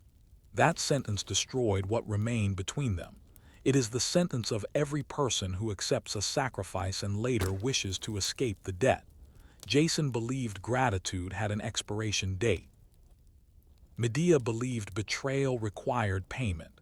She sent the new bride a poisoned robe. Fire consumed the young woman and the father who tried to save her. Then came the children. I will not describe that room. Some stories say Medea killed her sons. Others say the people of Corinth did. The version in which the foreign mother murdered them became the version everyone remembered. It created a cleaner warning. Fear the foreign woman. Fear the intelligent woman. Fear the woman whose sacrifice has become rage. I saw Medea leave in a chariot of the sun. Jason stood below and called her a monster. Perhaps she had become one. But monsters are rarely born at the moment people begin using the word. Jason returned to the Argo when he was old. The ship had been pulled onto dry land, its wood rotting beneath the sun. He sat beneath the hull, remembering the voyage that had made his name. A beam broke. It fell upon him. The Argo killed its captain. The hero who crossed the world died beneath the remains of his own story. Then came Theseus. His father, Aegeus, left a sword and sandals beneath a heavy stone. When the boy can lift it, send him to Athens. Theseus grew. He lifted the stone. Rather than take the safe sea route to Athens, he chose the road filled with bandits. He wanted deeds. Heroes often seek danger before they understand its cost. He killed men who had spent their lives killing travelers and punished each with his own method. People called it justice. Justice and imitation sometimes wear the same mask. Athens lived beneath a terrible debt to King Minos of Crete. Every few years, 7 young men and 7 young women were sent across the sea. They entered a labyrinth. None returned. The creature inside was called the Minotaur, but that was not his name. His name was Asterion, the Starry One. His mother was Persephone. His father was a sacred bull, the result of Poseidon's anger and Minos's broken promise. Again, a child carried punishment for a parent's crime. Minos ordered Daedalus to build the labyrinth, a prison so complex that even its creator struggled to find the way through. Asterion grew inside it, fed with human lives, never shone the sun. Theseus traveled to Crete among the chosen victims. He intended to kill the monster. Ariadne, the daughter of Minos, saw him.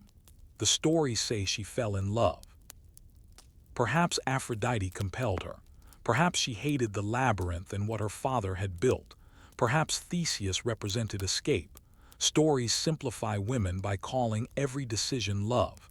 Ariadne gave him a sword. Then she gave him a ball of thread. Tie one end at the entrance. The thread was more important than the blade. Anyone can enter darkness. The difficult part is finding the way back. Theseus entered the labyrinth. I followed at a distance. The passages twisted. Stone erased direction. Sounds returned from corridors they had never entered. We heard Asterion before we saw him. He was not roaring, he was crying, a low sound, almost human. Theseus entered the chamber. The Minotaur rose, the body of a man, the head of a bull, enormous. Terrified of the stranger holding a sword, they fought without divine weapons. Hand, stone, breath, Theseus drove the blade into him. Asterion fell. His blood reached Ariadne's thread. For a moment Theseus stood over him, hero above monster. Then Asterion spoke, not a curse, not a roar, one word. Mother. Theseus heard it. He never mentioned it afterward. We followed the thread out. Ariadne escaped Crete with Theseus. She had betrayed her father, her country, and everything familiar. The pattern again. They reached the island of Naxos. There Theseus abandoned her. Some said Dionysus ordered him to leave. Others said the gods made him forget. Heroes are often given divine explanations for ordinary cowardice. Ariadne woke as the ship was moving away. She ran into the water and called his name. The sails did not turn. I sat near her. She did not notice me. There is nothing honest to say to someone abandoned by the person they saved. So I remained silent. Dionysus found her later. Some said he loved and married her. Others believed that ending was invented because storytellers could not bear to leave a woman alone on the shore. Theseus returned to Athens. He had promised his father that white sails would announce his survival. He forgot to raise them. Aegeus saw the black sails and believed his son was dead. He threw himself into the sea. The water took his name, the Aegean. Theseus became king because he forgot to change a sail. He united the land around Athens and became celebrated. Then he grew old. The city turned against him. He died in exile, pushed from a cliff by a ruler who no longer trusted him. The hero who escaped the labyrinth never found his way out of power. Daedalus had built that labyrinth. He was the greatest craftsman among mortals. He understood machines, balance, and movement before most people understood the questions.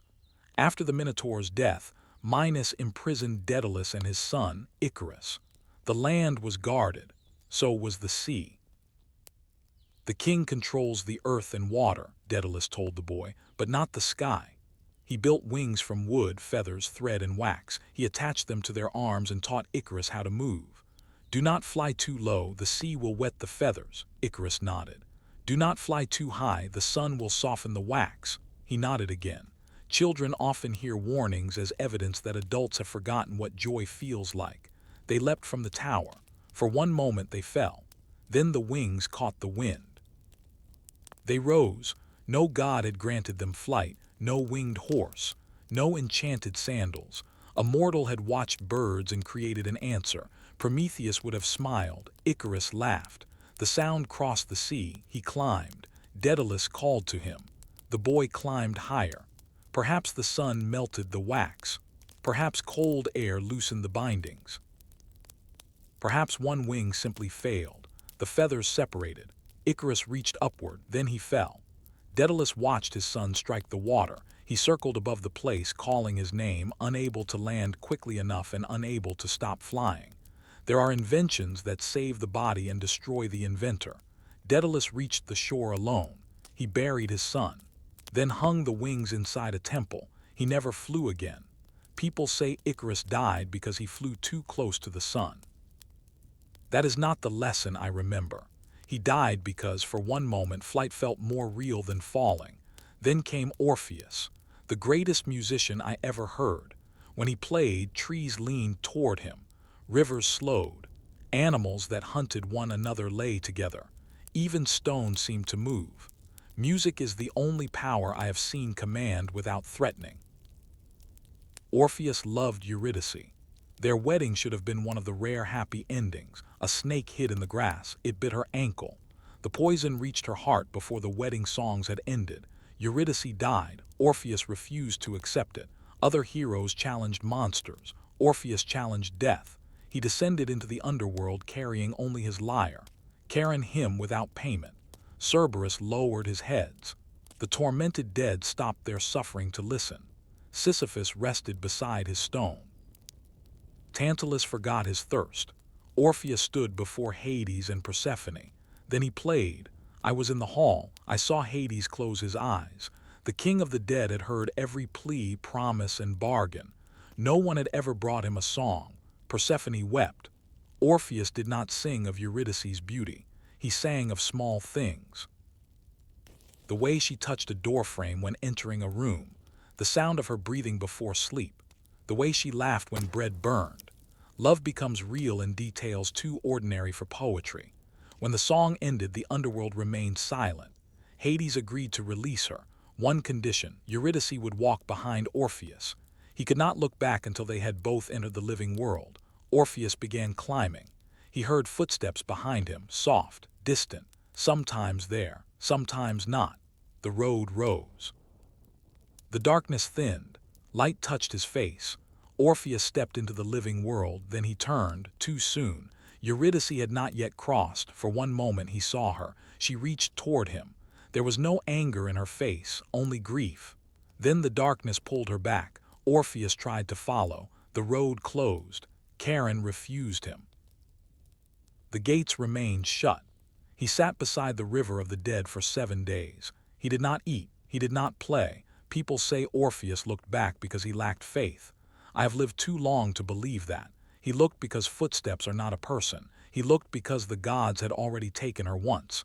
He looked because love wanted proof. Trust is difficult after loss. Orpheus returned alone.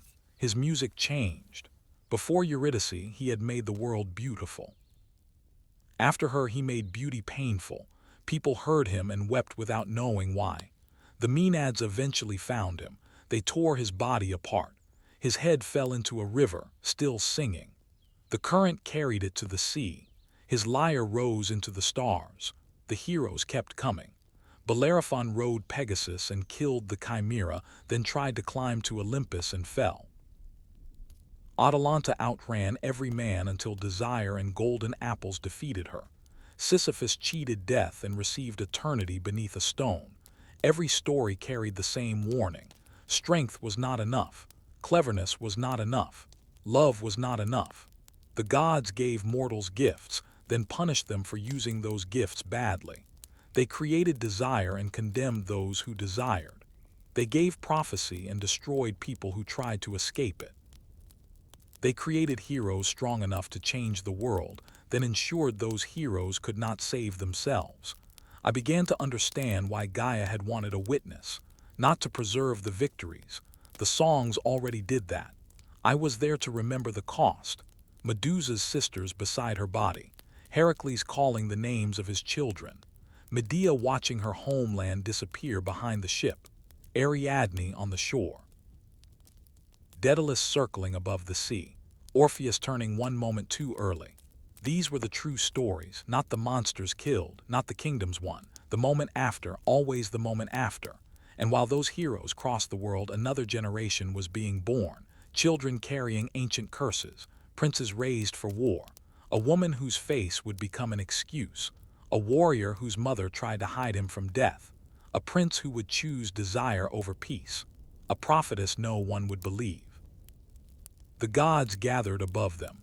Aphrodite smiled. Athena sharpened her spear. Hera remembered every insult. Poseidon listened to ships being built. Apollo already knew how it would end. And on the slopes of Mount Ida, 3 goddesses prepared to ask a mortal prince a question. Which of us is the most beautiful? It sounded harmless. Most disasters do at the beginning. The answer would place Helen in the arms of Paris. It would summon the kings of Greece, bring Achilles to Troy, place Hector beneath the wheels of a chariot, and burn the last great city of the heroic age. The heroes believed they were approaching their greatest war. They were approaching the end of their world. The last generation of heroes was born beneath curses older than their names. By then, the gods had learned something dangerous. They no longer needed to destroy a family themselves. They could whisper a prophecy, an insult, a desire, then wait while human beings completed the destruction for them. The road to Troy did not begin with Helen. It began in Thebes, with a king named Laius who was told that his son would kill him and marry his own mother. Laius and his wife Jocasta had prayed for a child. When the boy finally arrived, the king looked into the infant's face and saw only his own death. He ordered a servant to kill him. The servant could not. Instead, the child's ankles were pierced and tied. He was carried into the mountains and abandoned. That was how he received his name, Oedipus, the swollen-footed one. A shepherd found him and carried him to Corinth, where King Polybus and Queen Merope raised him as their son. Oedipus grew believing he was a prince, strong, intelligent, proud. Then a drunken man told him that the king and queen were not his true parents. Oedipus went to Delphi seeking an answer. The oracle did not tell him where he came from. Oracles rarely answer the question you ask. They answer the question that will destroy you. You will kill your father, the oracle said, and marry your mother. Oedipus fled Corinth. He believed distance could save the people who had raised him. That is the cruelty of prophecy. He ran from the wrong parents. At a narrow crossing, he met an older man in a chariot. Neither would move aside. The old man struck him. Oedipus fought back. When the struggle ended, the stranger lay dead upon the road. Oedipus never asked his name. Laius, his father. The first half of the prophecy had already been fulfilled. Oedipus continued toward Thebes. A creature called the Sphinx waited outside the city. She had the body of a lion, the wings of a bird, and the face of a woman. Every traveler received the same riddle. Those who failed were killed. Bones covered the road beneath her cliff. What walks on 4 legs in the morning, 2 at noon, and 3 in the evening? Man, Oedipus answered. A child crawls, an adult walks, an old person carries a staff. The Sphinx fell from the cliff. Whether she jumped or was pushed, I cannot say. The people of Thebes welcomed Oedipus as a savior. Their king had been killed.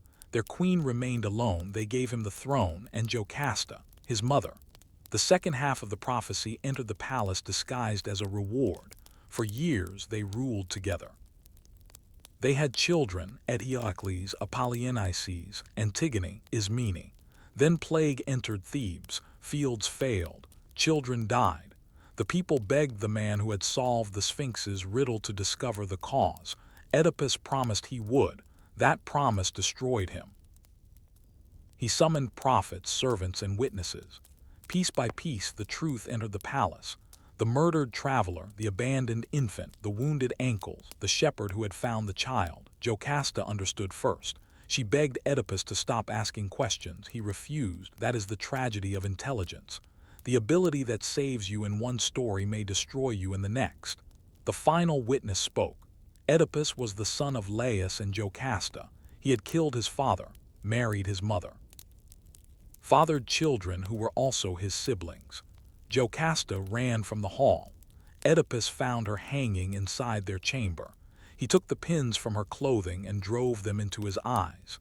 The man who discovered the truth too late chose never to see again. He had solved the Sphinx's riddle but never understood the answer. A human being is not one creature. The child becomes the man. The son becomes the killer. The husband becomes the child. The king becomes the exile. Oedipus left Thebes blind. Antigone guided him, his daughter, his sister. Language fails around certain tragedies. The curse continued after his death. Heracles and Olympus agreed to share the throne, ruling 1 year each. When the year of Heracles ended, he refused to leave. Olympus returned with an army. Brother fought brother outside the walls of Thebes. They killed one another. Civil war is the most intimate form of murder. Every spear recognizes the body it enters. Creon became king. He ordered Heracles buried with honor. Olympus was to remain outside the walls, food for dogs and birds. Antigone refused. She walked to her brother's body at night and scattered a handful of dust over him. It was enough. Some laws existed before kings. Creon arrested her. He said the city required obedience. She answered that the dead required dignity. He sealed her alive inside a tomb. Antigone hanged herself. Creon's son, who loved her, died beside her. Creon's wife followed him into death. The king preserved his law. He lost everyone. The gods did not need to destroy Thebes. The city had learned how to punish itself. While the house of Oedipus collapsed, another marriage was being celebrated. Peleus, a mortal king, was to marry Thetis, a goddess of the sea. Zeus and Poseidon had once desired her. Then a prophecy warned that her son would become greater than his father. Neither god wanted to become another Ouranos, another Kronos. So they gave Thetis to a mortal. The gods called it wisdom. Thetis called it something else. Nearly every god attended the wedding. Eris did not. Discord had not been invited. That seemed reasonable. It was also foolish. You do not defeat discord by pretending she does not exist. Eris arrived carrying a golden apple. She threw it among the guests. 3 words were carved into its surface. To the fairest. Hera reached for it. Athena reached for it. Aphrodite reached for it. Zeus could have refused the question. He could have thrown the apple away. Instead, he protected himself and ordered a mortal to decide. Paris, a shepherd living on Mount Ida. Though he did not yet know it, Paris was the son of Priam and Hecuba, king and queen of Troy. Before his birth, Hecuba had dreamed that she gave birth to a flame that consumed the city. The prophets warned that the child would destroy Troy. Priam ordered the infant abandoned. Again, another king trying to defeat prophecy by killing a child. The boy survived and was raised by shepherds. Hermes brought the 3 goddesses before him. Each offered a reward. Hera promised empire. Athena promised wisdom and victory in war.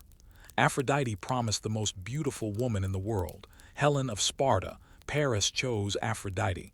People say he chose love. He did not know Helen. He chose desire. There is a difference. Hera remembered the insult. So did Athena.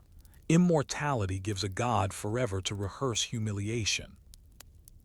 Paris eventually returned to Troy and was recognized as Priam's lost son. Cassandra warned them not to welcome him. Cassandra always warned them. No one listened. Paris traveled to Sparta, where King Menelaus received him as a guest. Hospitality was sacred. A guest ate beneath the host's roof, drank his wine, and accepted his protection. Paris met Helen. Her beauty had controlled her life long before he arrived. Princes from across Greece had once competed to marry her.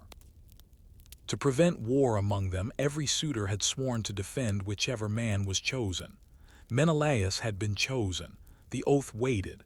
When Menelaus left Sparta to attend a funeral, Paris and Helen sailed for Troy, escaped, departed, were abducted. The stories disagree because everyone needed Helen to represent something different: a victim, a traitor, a lover, a prize, a cause. I saw her board the ship. She turned toward the palace once. Her face gave no simple answer. Perhaps Aphrodite compelled her. Perhaps she wanted Paris. Perhaps she wanted escape. Several truths can exist inside the same choice. Menelaus returned and called upon the oath. The kings and former suitors of Greece began gathering armies. Odysseus did not want to go. He had a wife, Penelope, and an infant son named Telemachus. He pretended to be mad, plowing a field and sowing salt. A messenger placed the baby in front of the plow. Odysseus turned aside. His sanity was proven. Cleverness had been trapped by cleverness. Achilles was hidden on the island of Skyros. His mother, Thetis, knew his fate. If he stayed away from Troy, he would live a long and quiet life. His name would disappear. If he went, he would become the greatest warrior of his age. He would die young, life or glory, the choice offered to every Greek hero. Thetis wanted a son, history wanted a legend. Odysseus discovered Achilles by placing weapons among gifts of jewelry and cloth. When a trumpet sounded as though an attack had begun, Achilles reached for the sword. His disguise ended.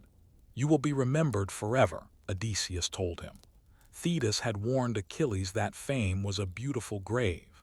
He went anyway. The word forever means something different before you understand death. The Greek fleet gathered at Aulis. The poets said 1,000 ships. There were enough to cover the shore.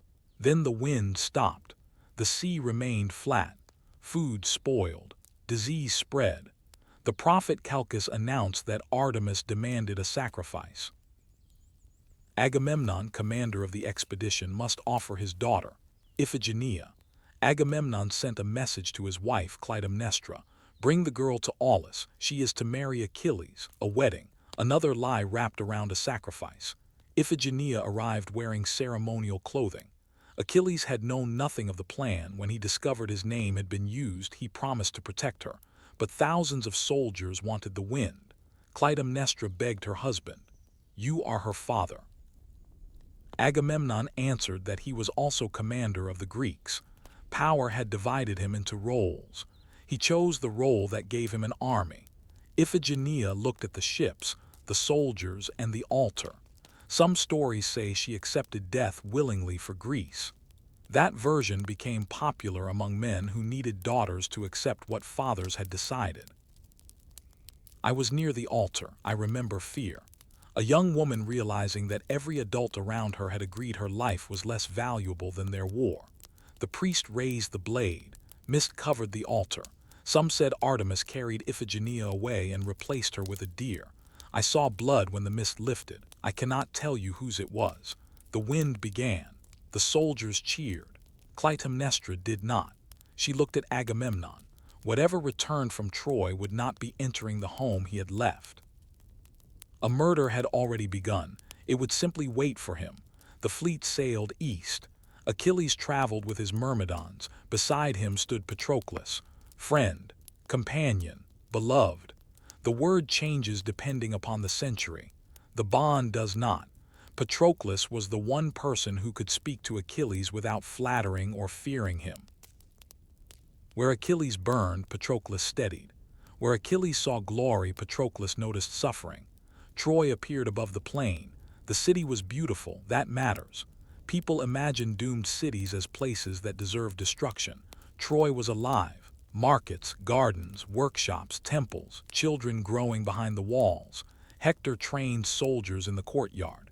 His wife Andromache carried their son Astyanax. Priam listened to his people. Hecuba prayed.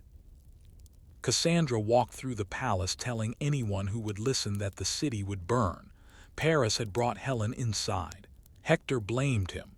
Paris answered that the gods had chosen. Cowards love fate. It removes responsibility without removing the reward. The war could still have been stopped. Paris could have surrendered Helen. Priam could have sent him away. The Greeks could have accepted payment. Menelaus could have accepted humiliation. Agamemnon could have taken the fleet home. No one did. Wars rarely begin because no exit exists. They begin because every exit requires someone powerful to accept less than everything. The Greeks landed. The first man to step onto Trojan soil was destined to die. For a moment, no one left the ships. Then Prometheus jumped. Hector killed him before the entire army had reached the beach. The war had barely begun. Already, a wife was waiting for a man who would never return. The Greeks built their camp beside the sea. Troy closed its gates. Years passed. The original cause became less important than the war itself. The Greeks raided nearby cities for food, treasure, and captives. Those cities had never seen Helen. Their people died anyway. Achilles became the greatest weapon in the Greek army. He moved through battle like a blade given a body. Cities fell. Kings surrendered. Songs spread through the camp. Achilles the swift, Achilles the godlike, Achilles the lion. He was becoming the legend Odysseus had promised. He was also becoming the weapon Agamemnon believed he owned. Hector defended Troy. He did not fight because he loved battle. He fought because the war had reached his home. That made him different from most of the men who had crossed the sea. I once watched Hector return from battle. Dust covered his armor. Astyanax saw the horsehair crest on his helmet and began to cry. Hector laughed, removed the helmet and placed it on the ground. Then he lifted his son. For one moment, the greatest defender of Troy was only a father trying not to frighten his child. Andromache begged him not to return to the fighting. "My father is dead," she said. "My brothers are dead. You are my family now. If I remain behind while the men of Troy fight, I could not face them. You may not face anyone if you die." Hector had no answer. Honor is often the name men give to expectations that prevent them from choosing life. On Olympus, the gods selected sides. Hera and Athena supported the Greeks because of Paris's judgment. Aphrodite protected Paris and Helen. Apollo favored Troy. Poseidon carried an old anger against the city's kings. Zeus claimed neutrality, then interfered whenever neutrality bored him. The war became a family argument fought using mortal bodies. Cassandra watched from the walls. She saw the horse, the fire, her father's death, her mother taken away, her own fate inside Athena's temple. She warned them. No one believed her. I stood beside her once. "You know," she said. "Yes, and you do nothing. I have spoken." "Did anyone listen?" "No." "Then why are you still here? Someone must remember that you warned them." She laughed. It was a tired sound. Remembering is what people promise when they have decided not to help. She was right. I hated her for it. The war entered its 10th year. Children had grown behind the walls without ever knowing peace. Men no longer fought for Helen. They fought because friends had died, because pride had been wounded, because returning without victory would make the dead appear wasted. Wars become hardest to end when past deaths are used as proof that more deaths are necessary. Then Agamemnon insulted Apollo. A priest came to ransom his captured daughter. Agamemnon refused. Apollo sent plague into the Greek camp. Funeral fires burned day and night. Achilles called an assembly. The captive woman had to be returned. Agamemnon agreed but demanded another prize in exchange. He took Briseis from Achilles. The argument was not merely over a woman. It was over ownership. Agamemnon wanted to prove that authority stood above strength. Achilles wanted recognition that no king could take away. Neither would yield. Achilles from the war and took the Myrmidons with him. He sat beside the sea and asked Theseus to make the Greeks suffer until they understood his value. Zeus agreed. The final destruction began with wounded pride. The Trojans advanced. Hector pushed the Greeks toward their ships. Walls fell. The first vessels began to burn. Agamemnon offered Achilles treasure, cities, women, and the return of Briseis. An apology shaped like payment. Achilles refused. Patroclus listened to the wounded outside their shelter. "This is no longer about Agamemnon," he said. For Achilles it still was, until it was not. Patroclus asked to wear Achilles' armor. The Trojans would believe the greatest Greek warrior had returned and retreat from the ships. Achilles agreed. Drive them back. Do not pursue them to the walls. Patroclus entered battle in the armor of Achilles. He looked like him from a distance, but armor does not transform the heart. Patroclus fought to save lives. The Trojans fled. The Greek ships were saved. Then Patroclus continued toward Troy. Victory has its own momentum. Apollo struck him from behind. The armor loosened. Another warrior wounded him. Hector delivered the final blow. As Patroclus fell, he warned him, "My death is near, but yours follows it." Hector removed Achilles' armor from the body. The Greeks and Trojans fought over Patroclus. Men died around a corpse because both armies understood that this death belonged to more than one man. A messenger approached Achilles. Before the man spoke, Achilles knew. Grief recognizes its messenger. Patroclus was dead. Achilles screamed. I had heard Ouranos when the first blade cut the sky, Atlas beneath the heavens, Prometheus beneath the eagle, Heracles among the bodies of his children. None sounded like Achilles. The scream crossed the sea. Hector heard it from the walls while wearing the armor taken from Patroclus. The war changed inside that sound. Achilles fell into the ashes and called Patroclus's name. All the victories and promises of eternal fame meant nothing. He wanted one mortal man returned. The gods could not give him that. Theseus rose from the sea. "You will die if you kill Hector." Achilles looked toward Troy. "I will die if I do not." He did not choose glory over life. He chose death over grief. Hephaestus forged him new armor. Upon the shield the smith placed the world, cities at peace, cities at war, fields, harvests, weddings, dancers, stars, oceans. Everything worth living for was placed upon the weapon of a man who no longer wanted to live. Achilles returned to battle. The Trojans ran. What approached them was not the young warrior seeking fame. That man had died with Patroclus. This was grief wearing armor. Achilles killed until the river Scamander filled with bodies and rose against him. The water tried to drown him beneath the men he had slaughtered. Hephaestus sent fire. The river boiled and surrendered.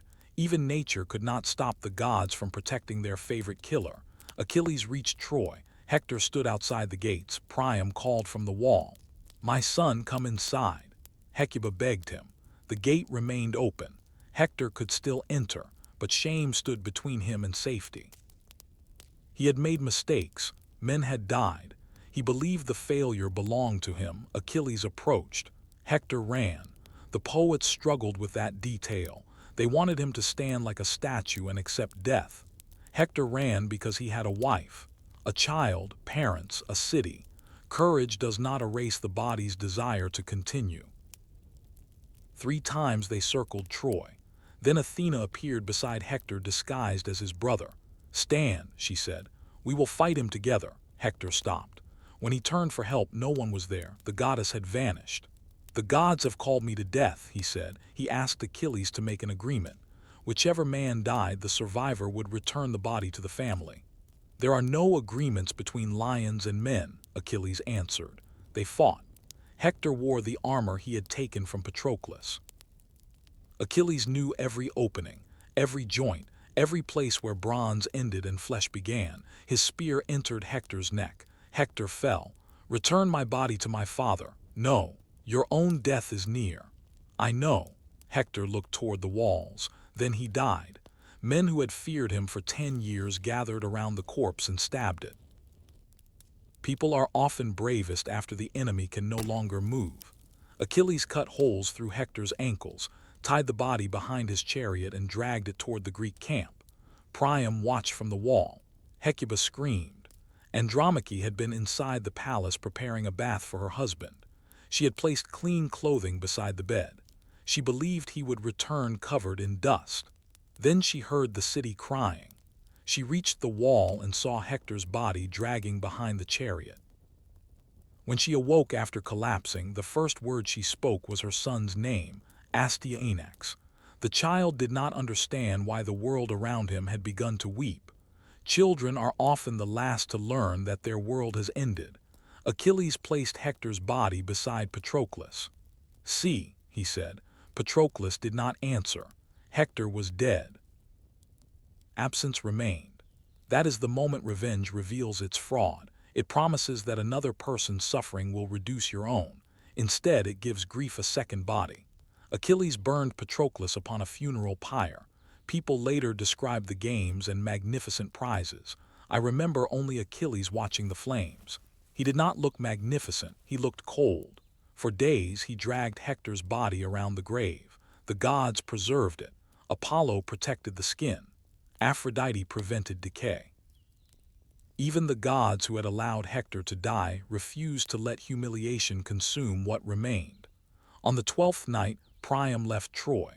An old king traveling into the enemy camp with a cart filled with treasure, the ransom for his son.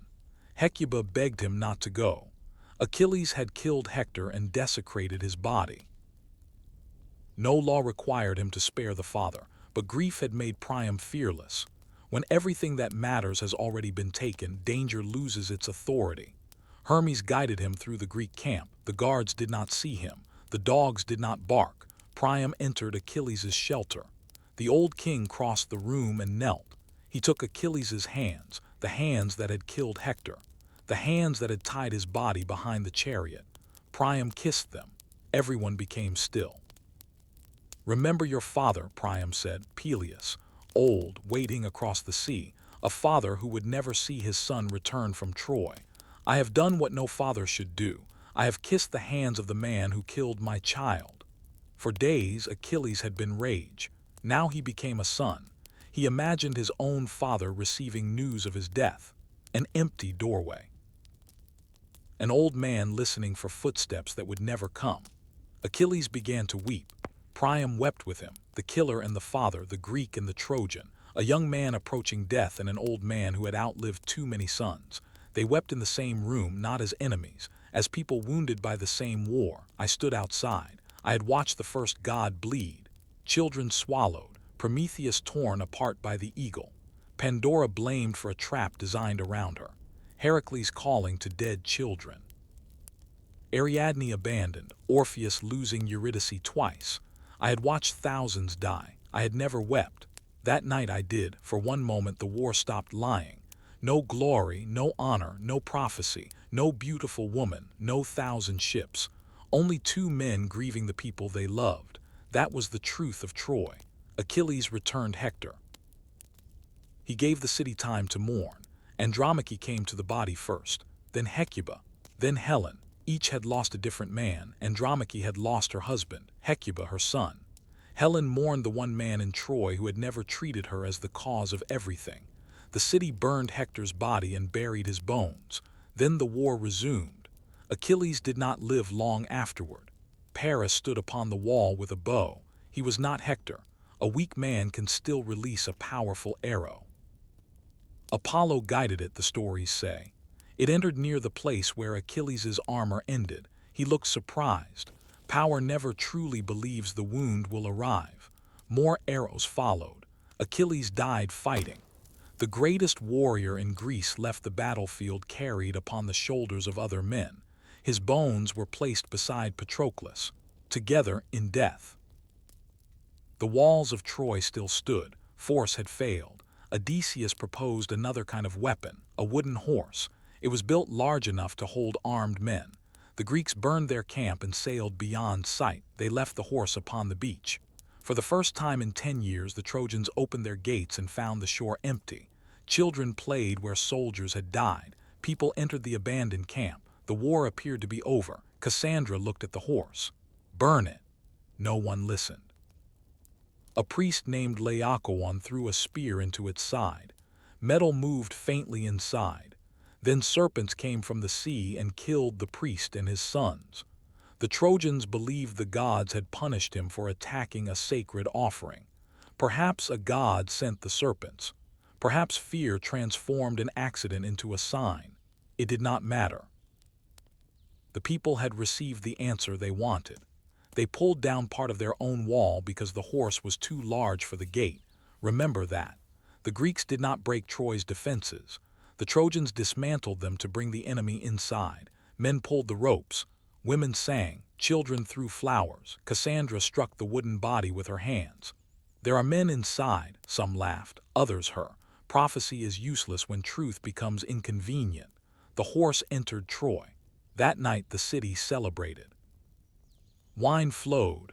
Soldiers removed their armor. Families ate together. Priam thanked the gods. Andromache held her child. The city slept. The hidden door opened. Odysseus and the warriors descended. They killed the guards and opened the gates. The Greek army entered Troy. The first scream came from the western street. Then another. Then hundreds. Fire climbed the houses. Temples filled with people seeking protection. The gods did not protect them. Priam armed himself. An old king wearing armor that no longer fit. Neoptolemus, the son of Achilles, killed one of Priam's sons before his parents. Then he dragged the old king from the altar of Zeus and killed him there. Priam's blood covered the place where he had prayed for protection. Hecuba watched. She had been queen of a city. By sunrise, she would be a slave. Menelaus found Helen. The stories cared deeply about whether he raised his sword or forgave her. Troy was burning around them. He took her back to Sparta. Cities died. Men became legends.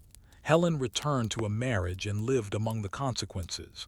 Cassandra fled to Athena's temple and held the goddess's statue. The sanctuary did not save her. The Greeks watched her being taken. Later, Athena punished their ships for the violation. Gods often punished the army after refusing to protect the victim. Cassandra became Agamemnon's captive. She already knew how both of them would die. No one asked. Andromache was captured. Astyanax was pulled from her arms. The Greeks feared Hector's child might grow, rebuild Troy, and seek revenge. Responsibility became vague because every commander agreed. The boy was carried to the wall. He did not know Helen. Paris, the apple, the oath, he knew only his mother. They threw him from the wall his father had defended. The final threat to Greece was a child falling through smoke. Troy burned, the palace, temples, workshops, homes, the rooms where children had grown during 10 years of siege, everything. The Greeks carried away gold, bronze, women, and children. Victory is theft given a song. I walked through the gate. Behind me, the first great city of the heroic age became memory. I have watched cities fall since then. Carthage, Rome, Constantinople, Baghdad, Tenochtitlan. Cities do not die like people. Their roads and stones remain. New generations build above them. The old city survives beneath the new one. But Troy was the first city I watched disappear into story. The first is the one you carry. The Greeks sailed home believing the war had ended. Wars do not end when soldiers leave the battlefield. They return inside them. Agamemnon brought Cassandra to Mycenae. Clytemnestra had waited 10 years. She remembered Iphigenia, the false wedding, the altar, the wind that filled the sails. She welcomed her husband and prepared a bath. Then she trapped him beneath cloth and killed him with an axe. Cassandra died beside him. The commander of Greece survived 10 years at Troy. He died at home beside the woman whose daughter he had sacrificed. Odysseus took another 10 years to reach Ithaca. I did not follow him. He had his own witness, Homer. When Odysseus finally returned, Penelope did not accept him immediately. She tested him by speaking of moving their marriage bed. Odysseus became angry. The bed could not be moved. He had built it around a living olive tree. Only her husband knew. Penelope wept. They held one another. For once, after the monsters, war, and loss, someone returned home, not unchanged. No one returns unchanged, but alive. The gods became quieter after Troy, not immediately. They still entered dreams, whispered through oracles, and moved through forests, but something had ended. The heroic age had consumed itself. The children of gods had killed one another. The greatest city of the age had burned. Mortals had watched divine justice become indistinguishable from divine pride. People continued building temples, but questions entered their prayers. The gods had once been feared. Now they were being interpreted, explained, turned into poetry. Once a god becomes a metaphor, silence has already begun. Years later, or perhaps centuries, I climbed Olympus. Time around endings is difficult to measure. The path was quieter than I remembered. No thunder, no music, no laughter from the halls. Snow covered the stones. I reached the summit. There was no palace, only mountain, rock, wind, cloud. The golden doors were gone. The thrones, Hestia's fire. Nothing remained. Gods do not die as humans do. They withdraw from body to voice, from voice to symbol, from symbol to story, from story to a name written beneath a statue in a museum. I stood on the summit while the world continued below. Fields grew, ships crossed the sea, children were born, people died, new gods arrived, old temples became ruins, empires rose, languages changed. Prometheus's fire remained. Humans used it to cook bread, forge swords, burn cities, power engines, launch metal beyond the sky Zeus had once ruled. I watched them reach the moon. The fire had escaped. From the fennel stalk to the cave, from the cave to the forge, from the forge to the engine, from the engine to the stars. Zeus had been right to fear what humans might become. He had been wrong to keep them helpless. And I continued. 6,000 years, perhaps more, I have drowned, burned, fallen from cliffs, walked unarmed into battle, taken poison, placed blades against my heart. The wound closes, breath returns. The unfinished body continues. Prometheus never gave me an ending. For centuries I believed that was his greatest cruelty.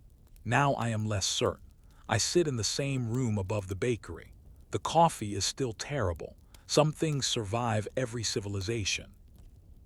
A book of Greek myths lies on the table. Zeus stands upon the cover holding a thunderbolt, clean, handsome, marble. The gods were never marble, they were weather. They entered homes, families, and bodies. They loved, grieved, lied. They were magnificent, they were unbearable. They were us without the fear of death. Every evening I say the names. Gaia, who opened her eyes in the earth and told me to watch. Ouranos, whose wound created space for the world. Kronos, who became the father he had overthrown. Rhea, who saved the child who would change everything. Zeus, the frightened boy who defeated a tyrant and spent eternity fearing the same defeat. Hera, the queen who protected marriage while her own marriage destroyed her. Prometheus, my maker, my friend, the thief who gave humanity the right to become dangerous. Pandora, who opened the jar because the gods had built the opening into her. Demeter, who proved that the world could not survive without the person who fed it. Persephone, the stolen girl who became a queen. Medusa, the victim turned into a monster so that heroes could kill her without guilt. Heracles, who could carry the sky but could not lift the weight of what his own hands had done. Medea, who gave everything and became terrifying when everything was treated as nothing.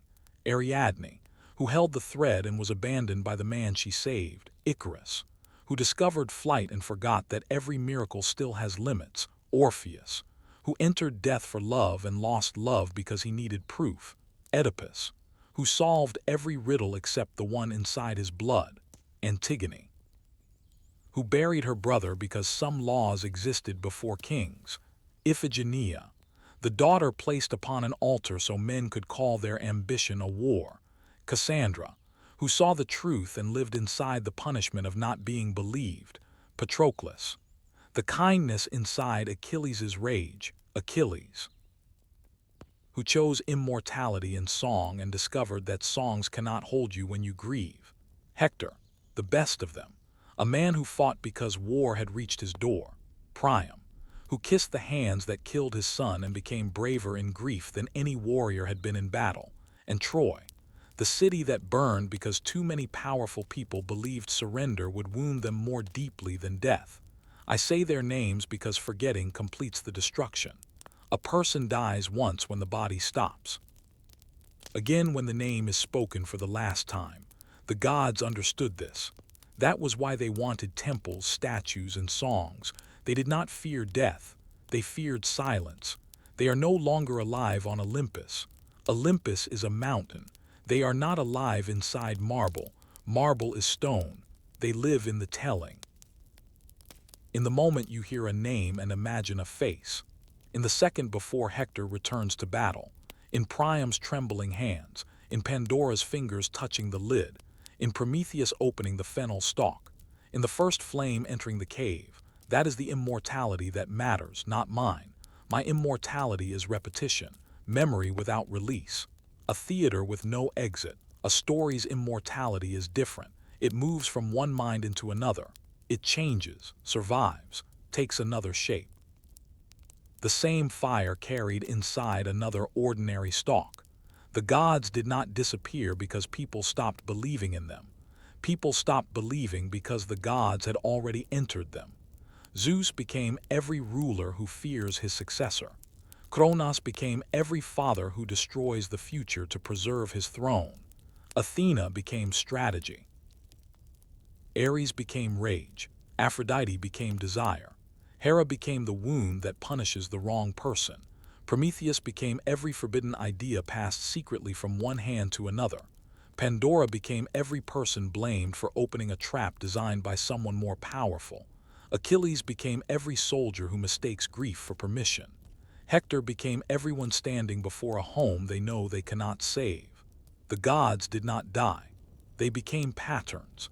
Patterns are harder to kill than gods. Outside my window, the city is waking. Cars move below. Someone shouts into a telephone. The bakery opens. A young man carries paper cups across the street. Everyone is in a hurry. The sky above them is gray. No thunderbolt, no chariot, only weather. I finish the coffee. It is cold. It has not improved. Tonight, perhaps I will tell another story. Egypt, Rome. A city beneath ash. A ship crossing an ocean. A morning when the sun fell upon Hiroshima. There is always another story. Every story needs a witness. Gaia created me for that. Prometheus shaped me for that. 6,000 years taught me the cost. I am tired. I cannot die. I cannot forget, but I can tell you what I saw. And while I am telling it, the fire is still burning. Remember them, not as statues, not as lessons, not as distant names from a dead religion. Remember them frightened. Jealous, loving, cruel, beautiful, broken. Remember the gods as weather. Remember the heroes as wounds. Remember the mortals who stood beneath both and continued. The woman who opened the jar. The man chained to the rock. The girl holding the thread. The father crossing the battlefield at night. Remember the city behind him. Remember the fire. Remember us. Remember us. Remember us.